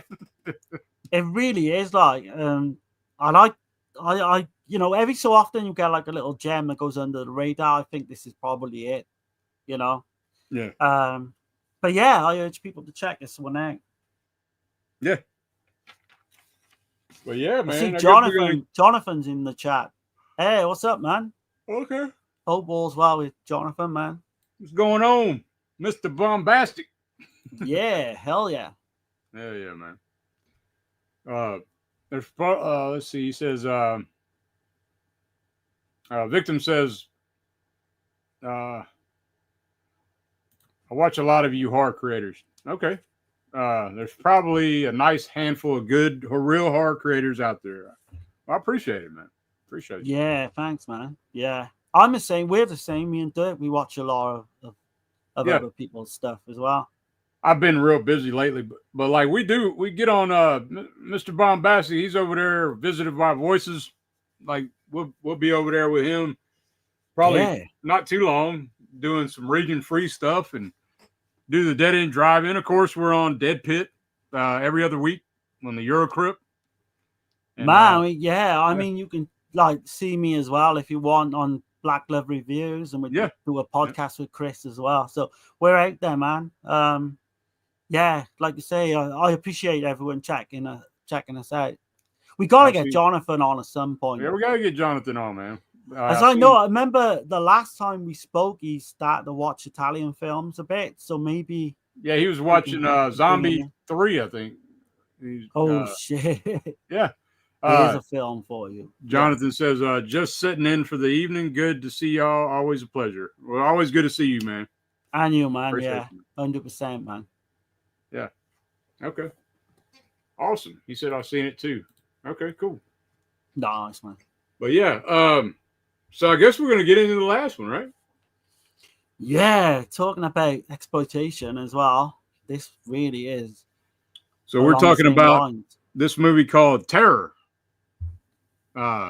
It's also called The Seventh Woman. And it is. That's a weird title, isn't it? Yeah, inspired from Last House on the Left. I would say it's a sexploitation, nunsploitation, rape revenge, home invasion movie called La Settima Donna. Yeah. Or Last House on the Beach. Is that better? Last House on the Beach, which is kind of what it's, easily named, really. The US title, that is. Yeah. This one is, like you say, it's coming off the likes of, say, Night Train Murders. There's a scene which we'll point out. Definitely. Almost similar to Night Train Murders. It's just a different implement. Same cinematographer, right? I think so, yeah. I believe so, right? I think Cristiano Pogani. No. He did Murder Obsession and Eyes Behind the Wall, which actually this cinematographer did do Night Train Murder. Oh, yeah, okay. Yeah. Yeah, he did. Gabor Pagani, right? Yeah, I got Cristiano Pogani, but that's probably he's got two names, I guess. Two names. Everybody, all these Italians got two names and shit. So the one of his films he did is Eyes Behind the Wall, which is actually played in the film on the TV because I was trying to work out what film it was. Yeah. Because there's like a scene, kind of softcore in it, like dancing on the TV. Man, when the movie starts out, like all these women, all these girls, they're supposed to be teenagers, I guess, but like you could tell they're probably in their like 20s. Yeah. They're all getting naked right out the gate when the movie starts. You're like, what the hell is going on? Shit. And like watching it, you're thinking to yourself, like, am I really like supposed to be getting my rocks off to these younger, because they're supposed to be schoolgirls, I take it. But Florinda Bolkan, she plays Sister Christina, a nun as well, which that was a happy accident with Flavia. We didn't realize, although I didn't realize when we was picking these films. Ray Lovelock, he plays the leader of these bank robbers, this criminal gang. Yeah. Walter is Flavio Andrini. He was in Inglourious Bastards in 1978. You've got Sherry Buchanan, she plays Eliza. She was in a handful of good stuff as well. The one that people might know her from is What Have You Done to Your Daughters? And there's lesser characters as well. I say lesser characters. Some of the girls, you've got Laura Trotter. She was in Eyeball, Nightmare City. So she worked quite a bit with Lindsay. I mean, I didn't recognize this director though, Franco Prosperi.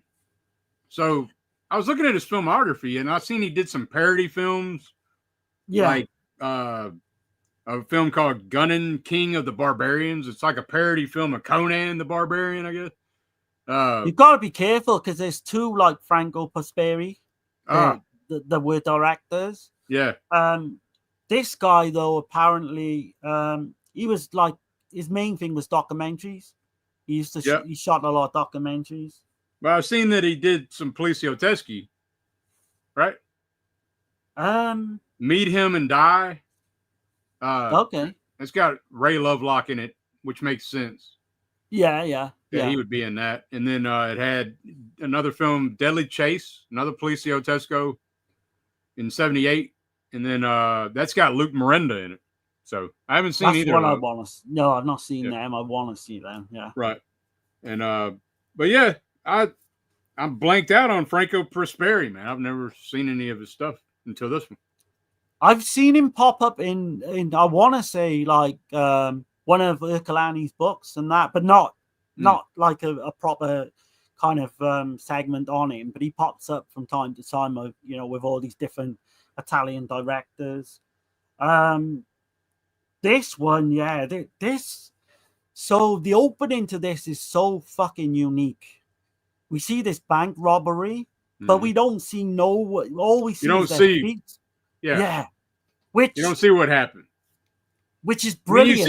You see what happens. You see people get killed, but you don't know who did it. But it's a brilliant scene because it does play into like what happens later on in the film when we get to see the full scene and who's behind, what really happens. It is kind of unique in that way. So you got this bank robbery, you got these three criminals. There's a few people are shot dead at the scene. Like Dirk said, you got these beautiful young ladies. They're all out by the pool in this big house, and I guess they're like doing a Shakespeare play. They're kind of rehearsing. They're there for like 3 days. All these girls are like in this boarding school, right? A Catholic boarding school is what I'm guessing. Yeah, and they're like on vacation. Is that what the deal is?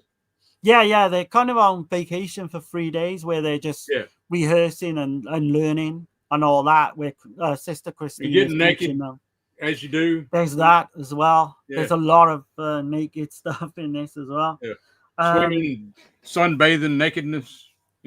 Oh yeah, I mean, like early on, you get these criminals. They kind of their car breaks down. So the nearest house is this last house on the beach, as in the title. Right. They go in, fucking all hell breaks loose. Early on, we see a maid get killed with an iron. And all these girls are all these girls are dressed in these costumes and shit, like birds and fucking horse heads and shit. Weird shit going. Looking like some kind of pagan ritual going on, It is weird, because I think Ray Lovelock, who's superb in this, like he's the gang leader, and he looks through the window and he said, "They're just kids, man," But boy, do they get treated badly as the film goes. You got Eliza; she plays Sherry Buchanan. I see Jonathan. I see Jonathan says, "I got that box set. I'm in it now." Hell yeah, man! Oh, you have to let us know, man, what you think of the other films. Yeah, for sure. I'm kind of aggravated at that set because of the special features. But it is a good set if you didn't have none of the Baba stuff. That's the way to. Oh yeah, it's the way to go if you got none of them. And then Victim, I'm gonna run through the chat right quick. Yeah. Victim says my only problem with the Baba set was that it was missing a couple of his essential classics. Other than that, it was great. Okay. He says rights issues, I'm guessing. Nunsploitation is awesome. Have you guys seen or heard the chick metal band Dogma? I've heard of them. I've not heard their actual songs. I've heard of them, but I haven't heard them. Yeah. Love Ray Lovelock and Let Sleeping Corpses Lie, or Living Dead at Manchester Morgue. Yeah. That's one of his best roles. It is, to me, that's his best role, in my opinion. I think Almost Human is best for me, and even like I like him in Autopsy as well. I mean, I get that, but like for me, I think that's his best role because he's so prominent in that movie, letting sleeping corpses lie. You know. Yeah, that's his big kind of And he's not a punk either. I can't stand him in fucking Almost Human. I just want to slap the shit out of him with his wine. But he's such a even with this character, he's kind of like a you can see how he's kind of like a likable guy in places, but he is a complete fucking rat yeah, bag he's a piece of shit though. Oh, he is, yeah. But he's got this likable factor in every single part he plays. Let's see, very underrated zombie film. Yeah, it is. Yeah, it is. We've covered Top that 4 as well. or 5 for me. I'd say that, man. I love Living Dead, Manchester Moore. Yeah. Zombie 2, Burial Ground, Night of the Living Dead, 68. Dawn of the Dead, 80. Oh, Day of the Dead, 85. Day of the Dead, 85. Yeah. I can't argue with that. Yeah. Looks great on 4K. Yeah, it does. It definitely does. Yeah. I need to get that 4K. I need to get Black Sunday as well. You got Blood and Black Lace 4K, didn't you? No, I think I've got it. Yeah, you did. Did I get it on 4K? Yeah. Oh, yeah, I did. Yeah. You got the white set. I got the other set. I got the black set. Yeah. Arrow. Yeah. Oh, you're right. I just had to fucking keep up with all the shit. But I want to get that Black Sunday. I can see them all coming out on 4K. I think the next one I wouldn't be surprised is The Girl Who Knew Too Much, which would be the one I want the most. Yeah. But anyway. Yeah. Bob is he's my favorite Italian. He's my second favorite director of all time. So, but yeah. Anyway. But in terms of this film, so you've got these girls in this you almost like a mansion, and these 3 fucking hoodlums pretty much just. These are the grimiest fuckers too, man. They just exploit these girls in every single way. I think they're possible. Worse. I think these guys are worse than in Rabid Dogs. Yeah, well, there's one scene that's like the worst thing you could ever do to someone. Yeah. It's just fucking insane. And there's a lot of rape, and then there's a slow motion rape scene. Holy shit! There's a couple slow motion rape scenes. There's a few slow motions. Yeah. And then there's one though in particular where you see the chick's eyes, and it's just so fucking creepy looking. That's some fucking creepy shit. I can't get out of my head, man. That it is. It's like it's kind of a put makeup on and shit. Yeah, it's a well-known scene. It's and just the way that he shoots those scenes, you get close up of people's faces and fucking laughing, and it's all put into this it kind of reminds me of Martino and Fulci, with when they do those kind of crazy lizard in a woman's skin and all the colors of the dark, right? Yeah, it's exactly like that. Yeah, when you got these everything going on. Very trippy, psychedelic, weird shit, I mean, it's kind of crazy because they're supposed to be schoolgirls, but you get topless scenes. Like you say, there's a lot of rape in this. The girls are pretty much they see the dead maid and they start to freak out. You see a nun, which is Florinda Bolkan's the nun. Well, you don't know she's a nun until later. That's what's crazy. Well, yeah, I mean, that's a crazy scene as well, where they get her to dress up as a nun, and she literally has to tell them she's not a virgin. Right. The girls are taken to this nearby beach, and they hear on the radio then about this bank robbery. You've got the young girl Matilda and Aldo, played by Ray Lovelock. They kind of really like each other, you can tell. Yeah. I've seen her in other shit before. What have I seen? I can't think of. I know I've seen her in something else. She wasn't in too much that I can remember, but she's got that type of face, doesn't she? She's definitely showed up in. I want to say she's been in some of these Poliziotteschi that we've seen, or something like that. I've no doubt, man. I can't think of what it is, but she's got a face you won't forget as well. Very pretty girl. So you've got all this kind of shit just goes down. Think of like you say, think of Night Train Murders. Think of House on the Edge of the Park, Home Invasion. Almost Human. That rape scene, though, right?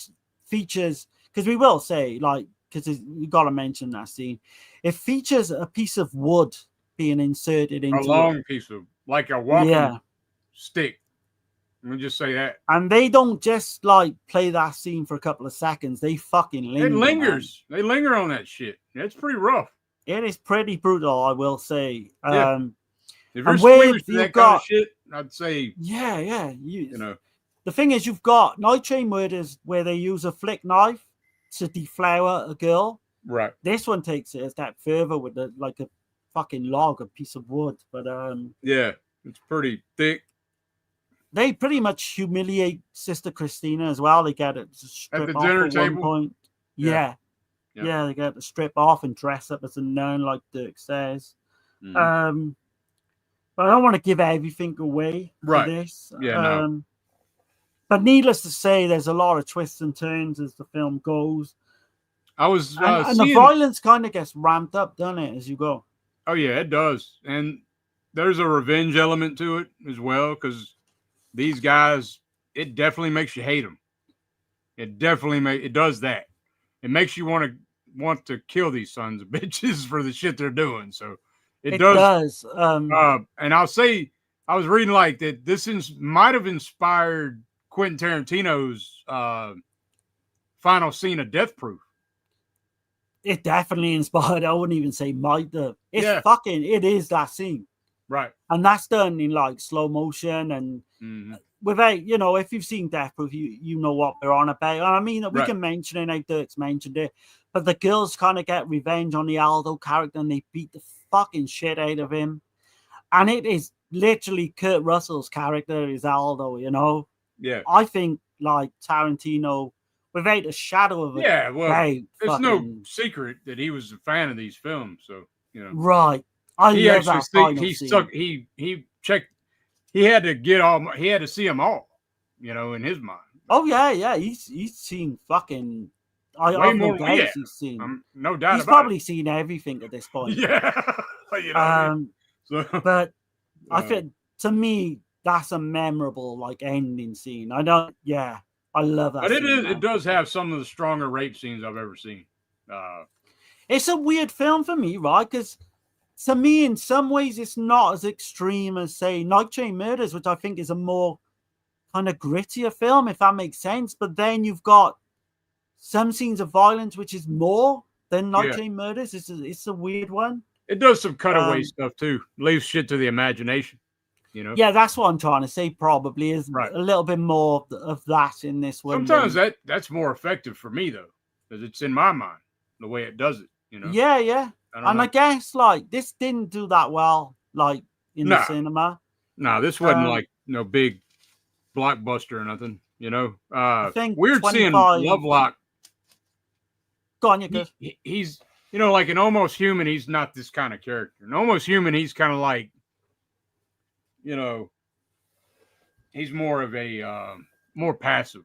He don't want to hurt nobody kind of shit in that. And this one, he don't really give a fuck about shit. He starts off like passive. He's like the he's one a guy. Yeah. He's the one guy you think is like if you can get a good guy out the free, robber, this gang. He's the one you think, but then it does a complete 180 and it shows you the fucking scene from the bank robbery, and then we get to realize that this guy's a complete fucking bastard, man. And that's bit of a twist, but I think we can say that it's surface to say. I mean, we all know how. Go on. You kind of know what you're getting when you get into this movie, like the violence is ramped up so much that something's got to happen to these motherfuckers. You know what I mean? So yeah, you know that something's gonna happen pretty much.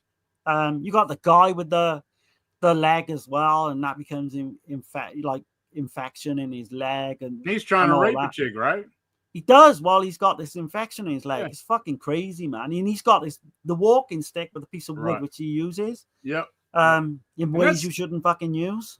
I mean, how many fucking Italian films have we seen where, vaginas are getting mutilated? There's a lot. With there's with knives and fucking long some sticks. kind of like subgenre of vagina fucking trauma, I think. Yeah, man. There's shit. this one at the time, like, there's a few films that come out that, and I mentioned House on the Edge of the Park, but there's one called Terror Express, which is all done on a train. I've recently watched that and I fucking loved it. And there's a film called Midnight Blue from 1979, which I've never seen, which I think me and Dirk, from what I've read, would kind of should cover at one point. Yeah. And that's kind of in the same vein as this. Right. But yeah, this was internationally it was marketed as a sleazy thriller under the titles like Dirk said, Terror and The Seventh Woman, which I obviously relates to like these young girls getting killed. Yeah, I mean, she doesn't have that much to do in this, I would say, Florinda Bolkan, even though she plays a very prominent character. No, but like, I think the payoff's pretty good. Like, it's very quick though. Oh yeah, yeah. But it happens a lot in these Italian films, right? Like at the end of the fucking movie, like all the bad shit. I kind of wanted these guys to suffer a little more. You know what I mean? Like, well, yeah. There's that. There's like, it's weird because all the way through the film, like, just when you think the girls are getting the upper hand and they don't, it's like all these style films, and then it seesaws back and forth who's got the upper hand. yeah. But needless to say, these bastards all get what's coming to them, and this one I seen a few months ago. I think I mentioned to Dirk. Yep. And I like it. I think it'll probably end up maybe going up a little bit more for me in time. Yeah. But it's like a solid 6 out of 10 for me. Nothing more, nothing less. That's where it's at for me. It's a 6 out of 10. Yeah. I think that's fair. Right. It's not really doing anything different that I haven't seen. No, you're right. You're bang on when you say that. I think that's the thing. Yeah. It is kind of, you get, if you've seen Night Train Murders and Last House on the Left, you've pretty much seen this. Right. But I wouldn't deter people. I do think people should seek this out, though. Yeah. There is I think there's a Blu-ray. There's definitely a DVD available of this. I think Severin maybe did the DVD years ago. Okay. I'd like to see it given, a Troy Howard style treatment with Ercolani and Nathaniel Thompson maybe doing a commentary and all that. It's kind of more Ray Lovelock's film than Florinda Bolkan. Although I mean they're pretty close, go back and forth. But she's great in everything, like we mentioned. Yeah, there's a scene where she's made to watch one of her girls that she's supposed to be in charge of. She's made to watch her get raped. And it's pretty fucking gnarly. It's actually on the cover art of the film, I believe. It is, she says at one point. Yeah. He's holding her like this, and she's made to watch her. That is a fucked up scene, dude. That's one of the worst rape scenes I've seen. I gotta say, I would say that as well, because for the simple fact, just because of slow motion and how long it takes, and it's like fuck. There's no like real cutaways. You see all the madness in their faces as they're raping these girls. Yeah. And she even offers herself at one point, didn't she, Sister Christina? She said, "Look, I'll do whatever you want me to do, but just leave these girls alone." Yeah. And it's very similar. Do you know the scene in The House on the Edge of the Park where you've got the young blonde girl turns up at the house? Yeah. And she's deflowered, obviously. That kind of give me that vibe as well with this one. Right. Yeah, I urge people to check this one out.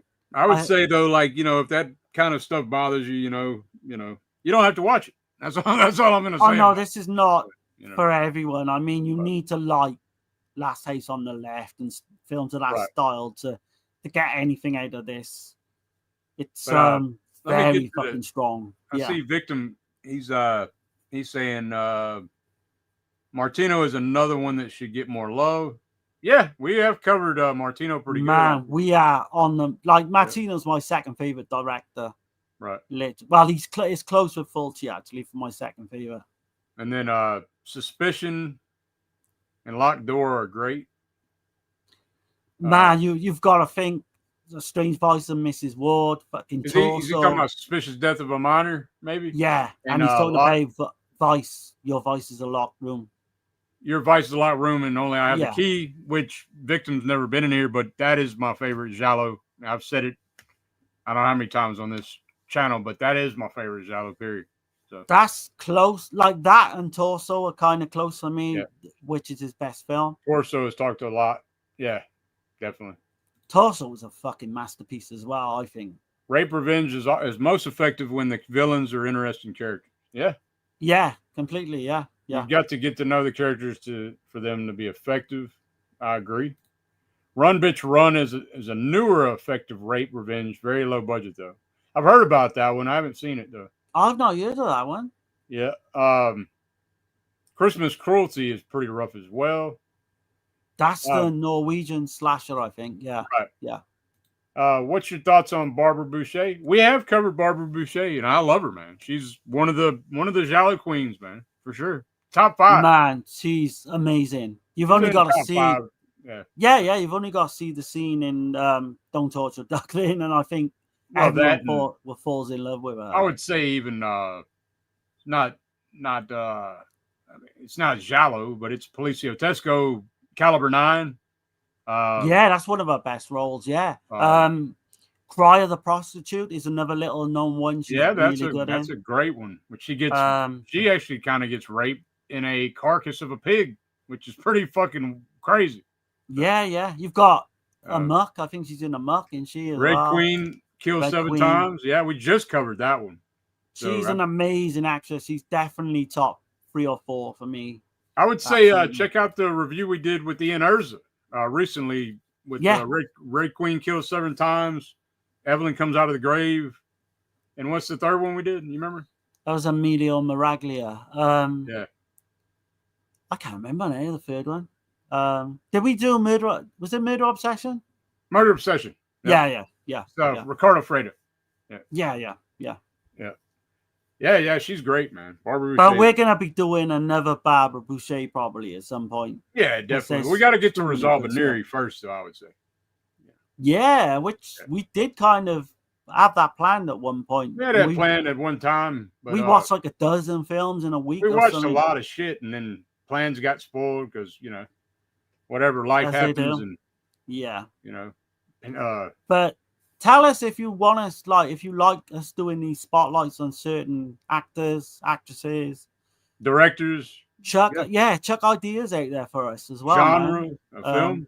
It's got to be in the vein though, because we're not really big into too much of the modern stuff, But no, we're completely. It's all about the 70s, really 60s, 70s for us. Yeah, and I mean, we're gonna probably be doing a police test at some point. So check out some ideas, some films as well. Catch her on the call, She's fantastic in those Fulci films, man. And we just covered The Beyond with her in there. So yeah. She's another one. I wish she did a lot more. Right. We have covered all her Fulci though. Yeah. We have, yeah. And those main 3, she's just trilogy, in a way, in it. But yeah, I guess there's more that I want to do, male actors as well, like Fabio Testi and people that need to be known. That Luke Miranda. Don't get the love. Exactly. Yeah. That's Bolkan, what this channel's about, isn't it? Really. Right. Florinda Bolkan, man, we talked about it a long time though. She definitely she needed the love. I don't think she gets as much recognition. So I can I've known about Bolkan since I would say the mid 2005, 2006 or what have you. Yeah. And I can see over the years where her reputation has gone higher and higher though, with the advent of all these releases and the internet. She's top tier. She's arguably the best actress I've ever seen, and I don't say that lightly either. Yeah, Strindberg as well. We got to cover her. I love her too as well. Yeah, she's my favorite. Yeah, of all of them. for sure, man. But But, yeah, in the comments, let us know Yeah, what you want us to cover, and we all that we good do stuff. have some things planned coming up, so we're gonna get together and figure it out. What's coming next week? Things have been kind of crazy for me work wise, so I'm still gonna try to stay committed once a week, you know.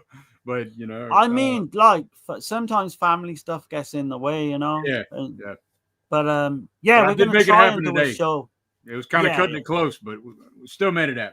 Daria We're Nicolodi. gonna try and be consistent, you know. Daria, that's been mentioned before as well. Yeah, definitely. We'll definitely take note of that because that's coming. That's a definite. Yep. But yeah, I mean, I know you've got one thing you want to show. I've got a few things as well to show towards the so end. we're getting into the segment of the show. I only have one thing, but that one thing that I got is like it's like a groundbreaking nostalgia fucking very, very good piece. So I'm gonna let Darren go first. And okay, here we go. Yeah. So here we go.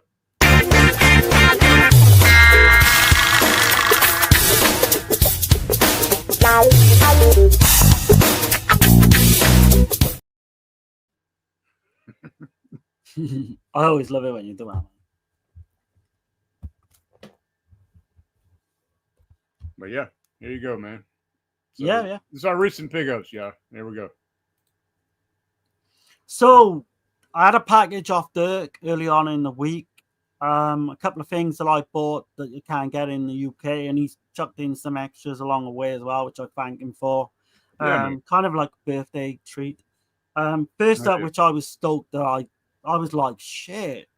So he sent me chainsaw what's it? Confidential chainsaw. Yeah. Chainsaw Confidential.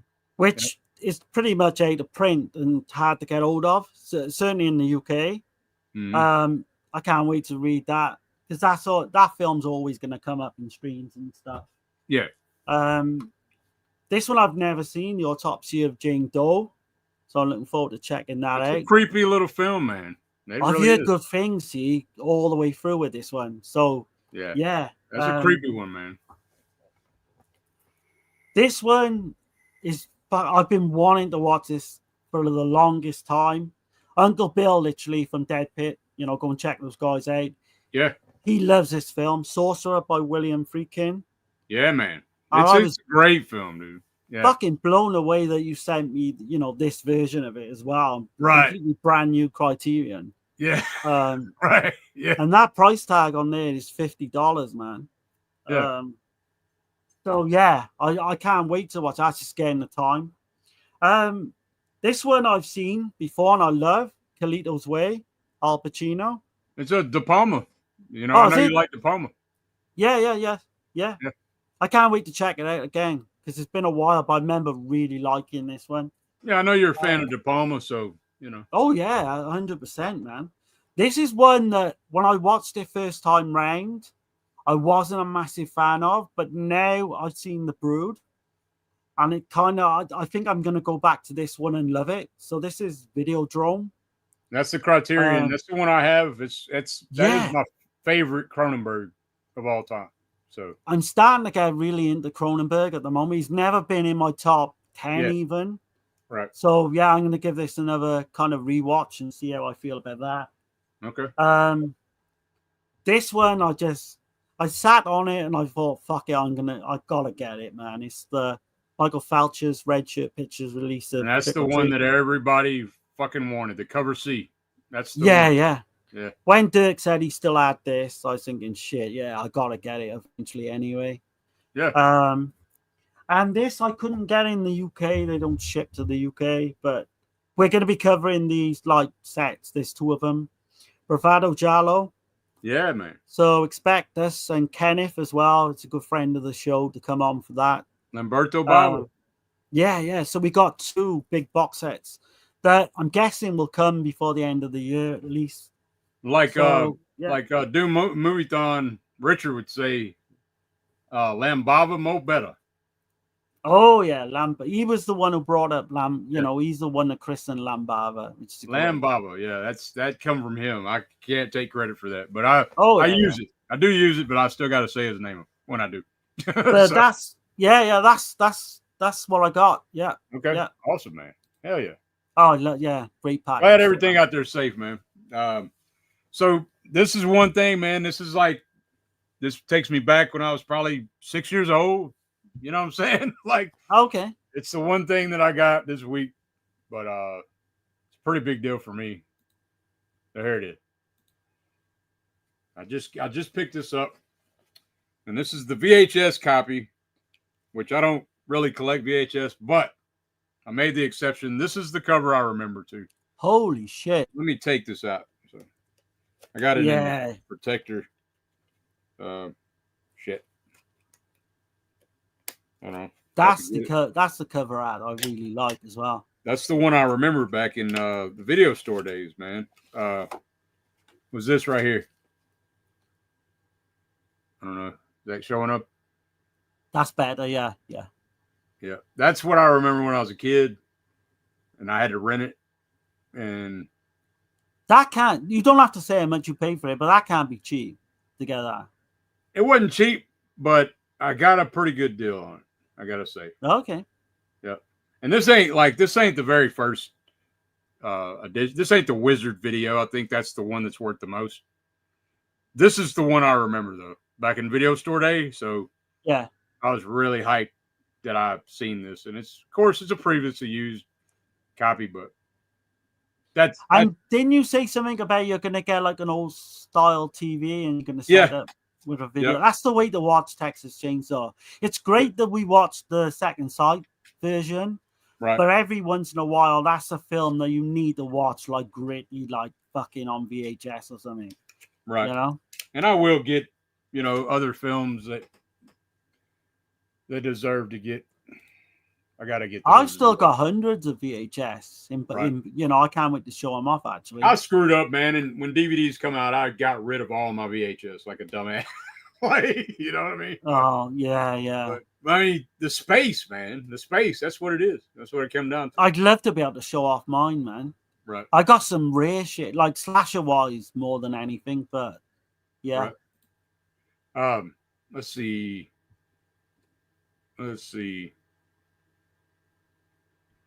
And he's saying thanks guys. Yeah, man, appreciate you. Looking forward to it. Love the pickups. Yeah, man. Oh man, like you've been here all the way through as well, Victor. Yeah, thanks a lot. Really much appreciate it. Freaking there's a great. show. Yep. We gotta do a show on Freaking. Yeah, we got something planned for Halloween as well. Yeah, concerning Freaking. We do. Love De Palma. The Fury is a good one. That's one I've never seen. I've seen most of his films, but I've never seen The Fury. I do own it, like on DVD over there, but right. Yeah. Shivers, Scanners, Rabid, The Brood. Yeah. I was gonna say I love all them, but I'm not a massive fan of Scanners, but I need to go back to it. Yeah. That's a great cover. I know a couple of creators that have that one. Must be talking about the Texas Chainsaw. It is, the VHS, yeah. Then we got Brian in here. Brian Goes Blue at Coco 2. What's going on, man? He says, hey, what's up, man? Dirk, we have that Texas Chainsaw Video Treasures VHS passed down from my late uncle. I love that one. Awesome, man. Hell yeah. Oh, man, that's cool. Because that's the one, man. That's the one I remember in the video store days, man. That's the one. So I had to get it, And I'm like an idiot, sold off my preset Texas Chainsaw back a few years ago. Literally like a year before we started doing this show, and I regret it. I did get good money, but I do regret it. Yeah. Well, man, I appreciate everybody being here. We're going to talk about what we're doing next week. I don't want to say anything out loud. I might be talking out of turn. I got to look and see what we're covering, but have you seen Brian's comment there as well? Oh, yeah. Okay. Let's see. We just got engaged, by the way. Just had to say that. Awesome, man. That is fucking superb, man. Yeah, congratulations. Man. Yeah, hell yeah.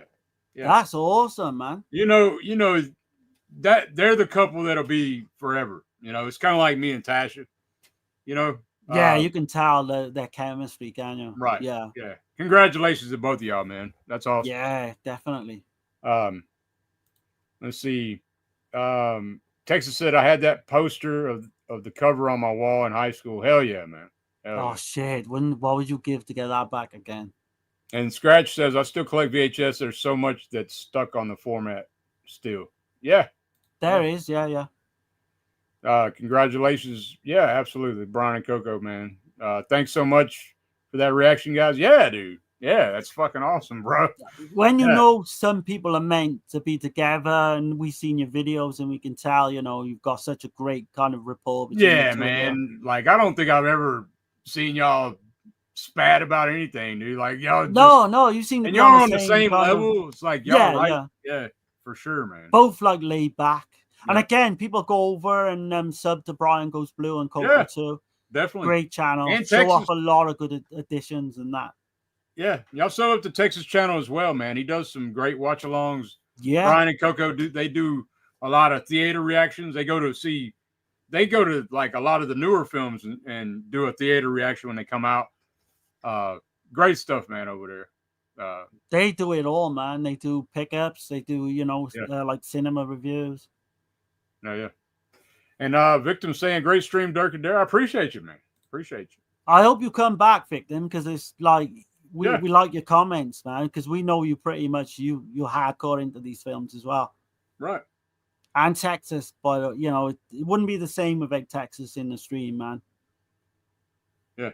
Okay. He says he's seen Texas before. Okay, cool. Awesome, man. But I'll be back. Cool. Oh, cool, man. Thanks. Everybody, man, we're gonna get out of here. Y'all have a great week. And I'll check y'all later, man. Watch some exploitation. Yeah, watch some nunsploitation. Watch some Scissor Sisters grinding, doing the grind, 100%. 100%. And watch some corrupt cops trying to plan murders and shit, they don't get busted for it. That's always good. But anyway, that's the best I could do. So y'all have a good one, guys. Later, y'all. We back up in there like swimwear. We're back up in there like swimwear.